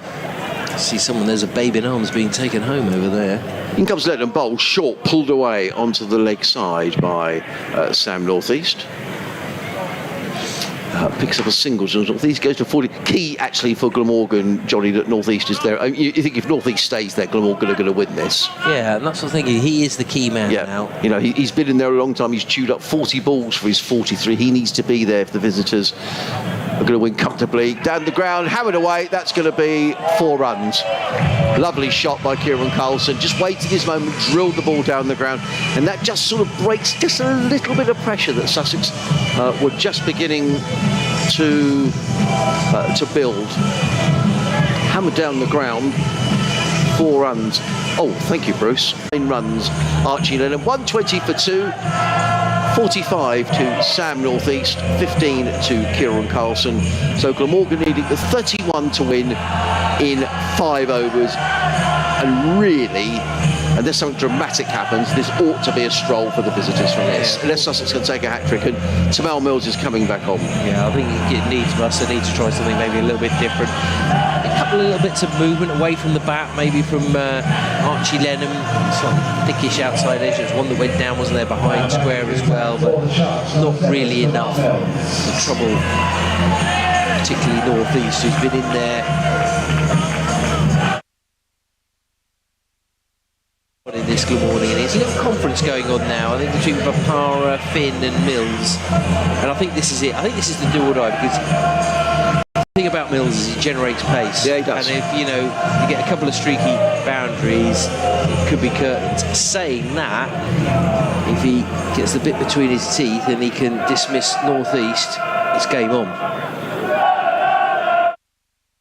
Comes Mills, left arm over the wicket. That's smacked down into the ground on the offside, just behind square, goes past the first man, but sweeping around there is Garton.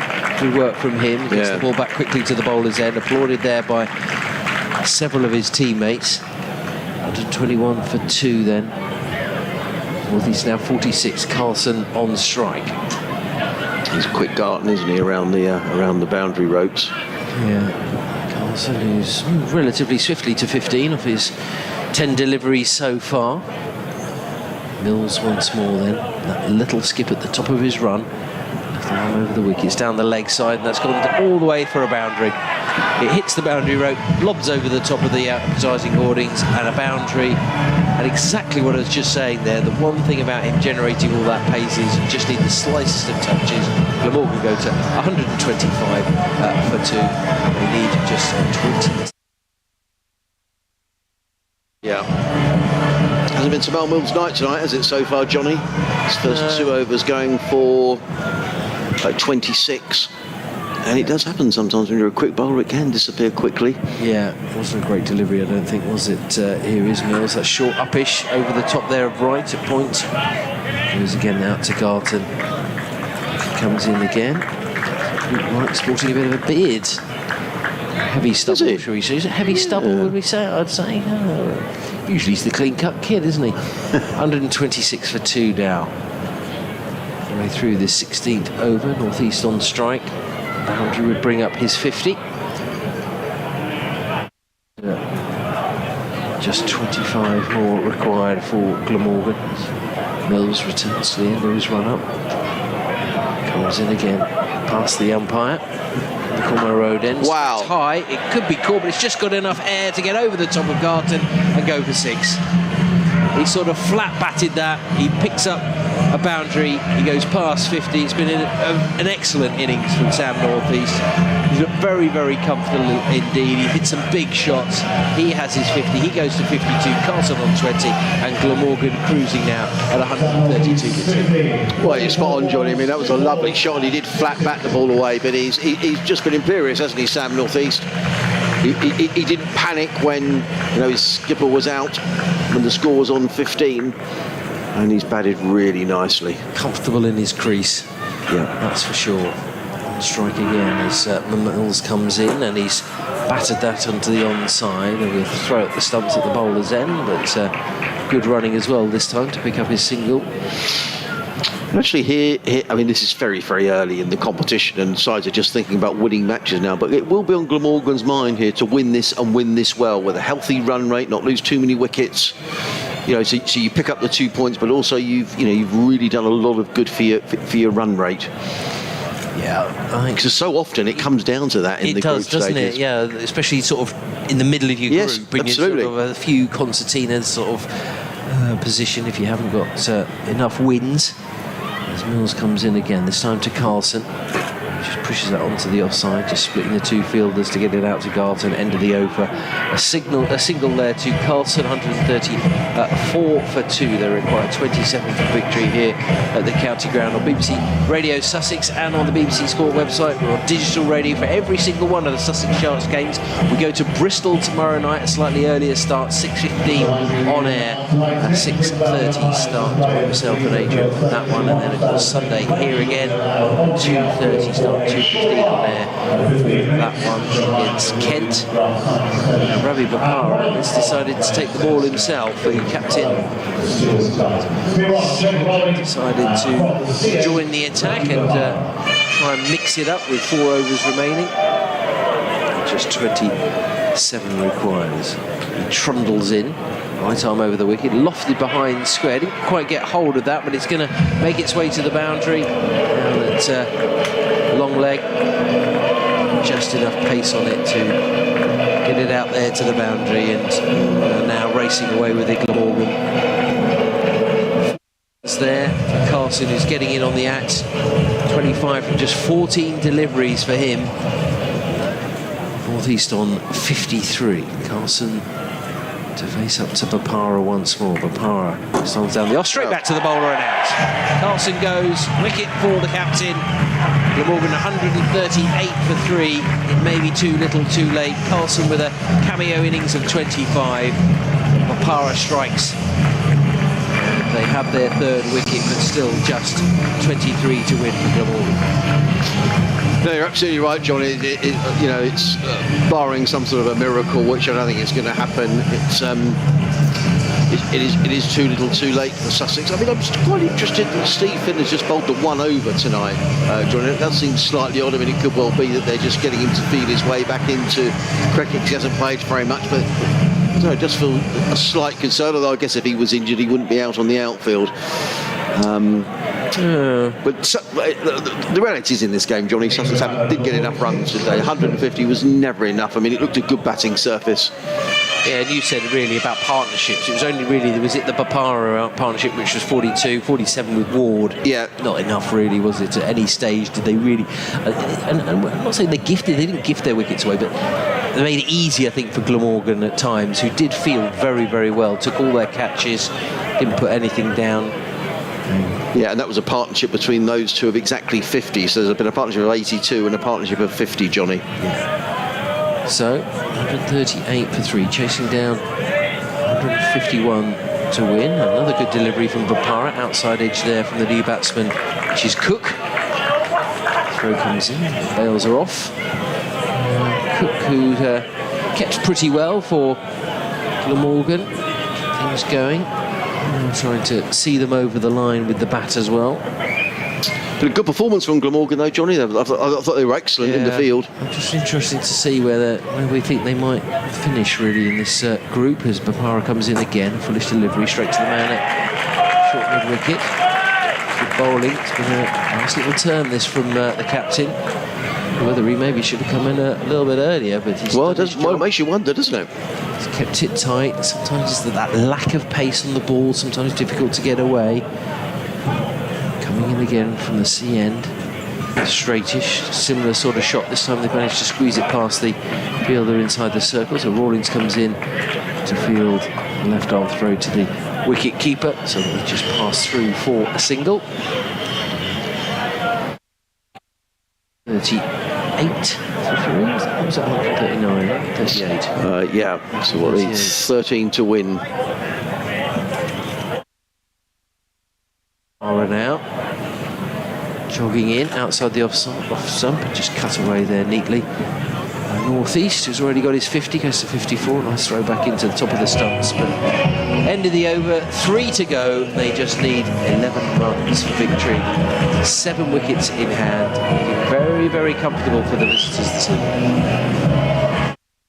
Very good evening, wherever you're listening to on the live stream. I know there's quite an audience watching the live stream on the Sussex County Cricket Club website, and listeners on commentary here on BBC Radio Sussex. Myself, Adrian Harms, alongside Johnny Cantor. I think Archie Lellam's going to get another over, Johnny, from the Cromwell Road end. Sussex could do with a bit of Archie magic here, but I think that this game is long lost for Sussex. And I think on reflections, I say 150 runs just wasn't enough, and too many batsmen, I think, will be just disappointed with the way that they got out. Yeah, very much so. But these are valuable overs for Lennon. He's still going to have a part to play in this T20 Blast campaign.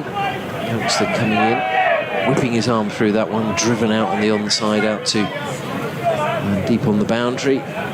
To long on, another single for Northeast. 10 for victory required now. Yeah, I mean, his 3 overs have so far just cost 20 runs, Archie Lennon. So he's very respectable. It is always difficult. I think there's also bowling later on when you've got that little bit of moisture in the air and off the ground. And he comes in again, and that's been the man. A little bit of a swipe there. And certainly, I think a little bit of bounce as well as turn there from Archie Lennon. Yeah, absolutely. That's what you want. Build a bit of confidence. Whatever happens here tonight, go into that game at Bristol tomorrow. A bit of encouragement. That's a little bit straight. Just pushed out onto the offside by Cook. Managed to manufacture that neatly to squeeze it out onto the offside. Got on Fields. And it'll be a single. Just 9 required now. Is that Stewart going to walk behind the bowler's arm again? He's standing there, isn't he? Very odd. Full length delivery on the onside. Just pushed away there for a single. I just wonder whether there's an issue over there as they run through for 2. I just wonder whether there's an issue whether the people maybe there in order to prevent people from coming onto the field of play, but it's a different steward, but basically right over the bowler's arm. Yeah, I'm very surprised that the batsman hasn't asked for it. Now he's moving slightly. Yeah, but that movement is quite frustrating for the batsman. But another little dab on the onside by Northeast, who will get at least 1, and they'll settle for that. So a single to the total, 6 required, 145 for 3, chasing 151 to win. They've got 2 overs and 1 ball to do it in. Maximum would win it for them. And in comes Lennon, right arm over the wicket. That's just pushed again into the offside by Cook. He likes to do that, pull away from the wicket and just push it out onto the offside. End of the over then, 2 overs remaining, and they just need another 5 runs to win off 12 deliveries. We've got to give full credit to Sam North East. I think it's been an excellent innings, Johnny, opening up. Lost his skipper David Lloyd, who scored the first 15 runs. And then an excellent partnership, was a partnership of 82 with Marnus Labuschagne, and it's just been beautifully placed by Glamorgan. I think they'd have probably felt in their hearts that 150 wasn't enough from Sussex, but you never know in T20, you can lose wickets quickly. But it's been a really good performance, all-round performance by Glamorgan. Yeah, it certainly has, as Bopara comes in again from the CN. Full delivery. It's over the top of extra cover, past the first man, but there's someone out there on the boundary to swoop round and restrict it to a single. So 147 for 3. 4 required for victory for Glamorgan, who it's always been a bit of a tall task for Sussex after that batting performance. They haven't bowled that badly, really. Bopara trundling in again. North East on strike, got him tucked up there, and it's a good delivery again from Bopara, who's got nicely, isn't he? He just changed it up a little bit with something a little bit different from the Sussex attack, but I think the fact that they're having to use him probably says something about the options open to him as a captain, perhaps. Yeah, I mean, 2 leg spinners, Delray Rawlings the left armour as well. Bopara asking just behind square, which I think is Luke Wright to get a little bit further round. So North East on strike, he's on 58. He cuts that away and he goes straight to the man just behind square, which is Luke Wright. So as if he knew that was coming. So another single going towards victory. Cook on strike then. 3 required for the win. Bopara turns. He knows that the victory will be going to Glamorgan, but trying to eke out for a little bit longer. 9 balls remaining. Bopara, and that's smacked into the offside. Goes straight to the man on the boundary. Offside rather. And back it comes into Rizwan. Another single. You'd have thought Sussex might almost bring everybody in here, really. Yeah, I mean, Rizwan is just saying that. I think, come on. Yeah. He's only done it on the offside, I think. Just saying to maybe a few others, maybe, surely. They only need 2 to win it, don't they? 2 to win and 8 balls. And it probably would be apt and fitting if Sam North East did deal the killer blow. He steps forward, he smacks it through the offside for a boundary. What a performance from him. A lovely strike to finish it off. He ends on 63. Glamorgan have the victory. And they've been comfortable right from the word go, really. Early wickets that paid to Sussex's total, failing to capitalise on that. Setting Glamorgan 151 to win, and Sam North East and Marnus Labuschagne before him, seeing them through quite comfortably in the end. Sussex bowled pretty well, tried to keep it tight, but in the end, with 7 balls remaining, Glamorgan it is who take the win. Yes, it is, and you have to say deservedly so. That they were the better side. I thought Glamorgan fielded excellently. Sussex lost wickets at important times, indebted to Mohammad Rizwan for getting any sort of a score with that 81 not out.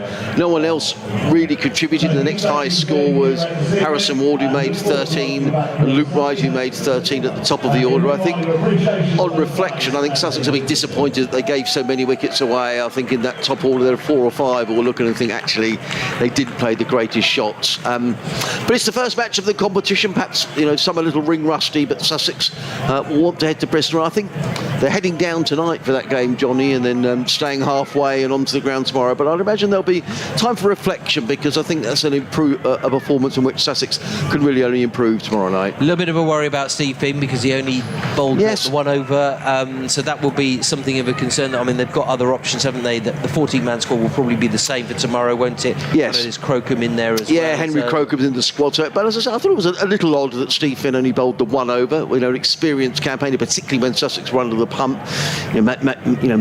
Maybe there's an issue there. Maybe that was a tactic. I don't know. But you lose your. We spoke before, didn't we, Johnny, about momentum in this competition, and Sussex have lost one game. They're still 13. They could win the next 13, but that's a little bit of pressure to tomorrow down at Gloucester. That want to go down there and win. You don't want to be coming back to Hove on Sunday having lost your first two. But it's a new look side. They've lost a lot of experience, haven't they? But one thing that we can take from this, that Rizwan's performance, his innings was excellent, and that does bode well for him going forward. Well, I thought he batted beautifully, didn't he, Mohammad Rizwan? He showed that he really is a class player, and what he needed was someone to bat with him today.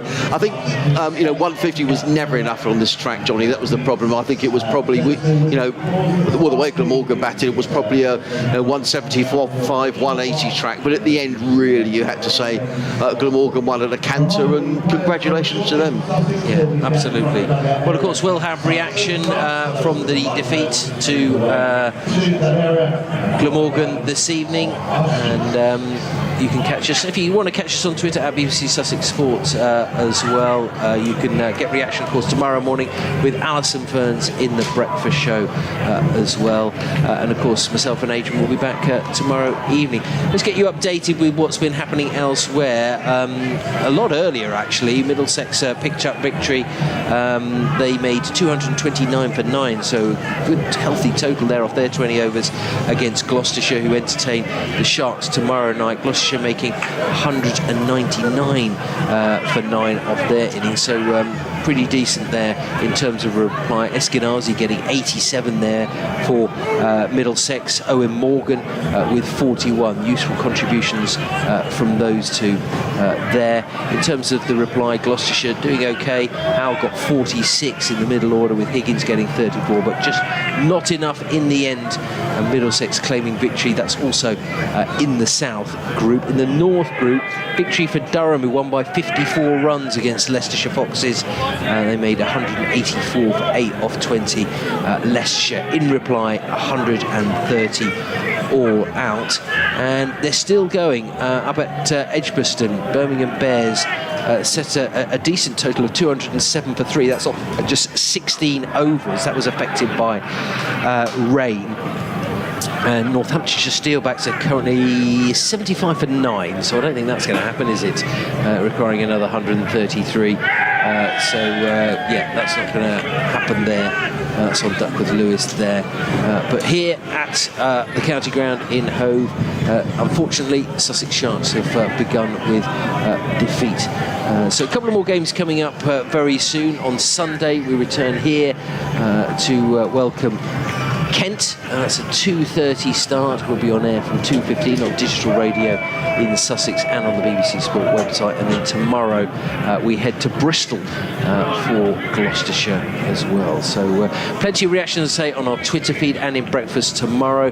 And check out the BBC Sport website. There's loads of previews and features there as well, all to come. But unfortunately, tonight is ended in defeat for Sussex. They go again tomorrow. Do join us. But for myself, Adrian Harms, and myself, Johnny Cantor, thanks very much for listening this evening. We'll see you all tomorrow.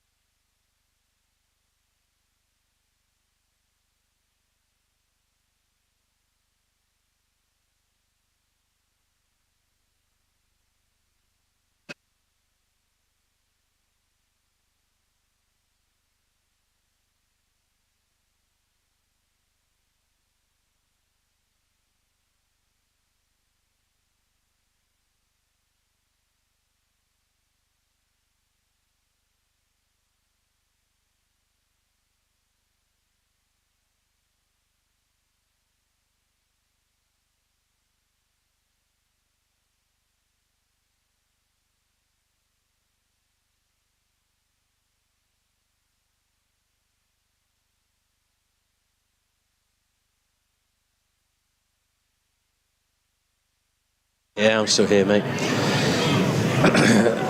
Well done, that was nice. I haven't had that soul limbo for a long time. Good grief. God. Makes it feel like... I'm expecting Ian Botham to come in.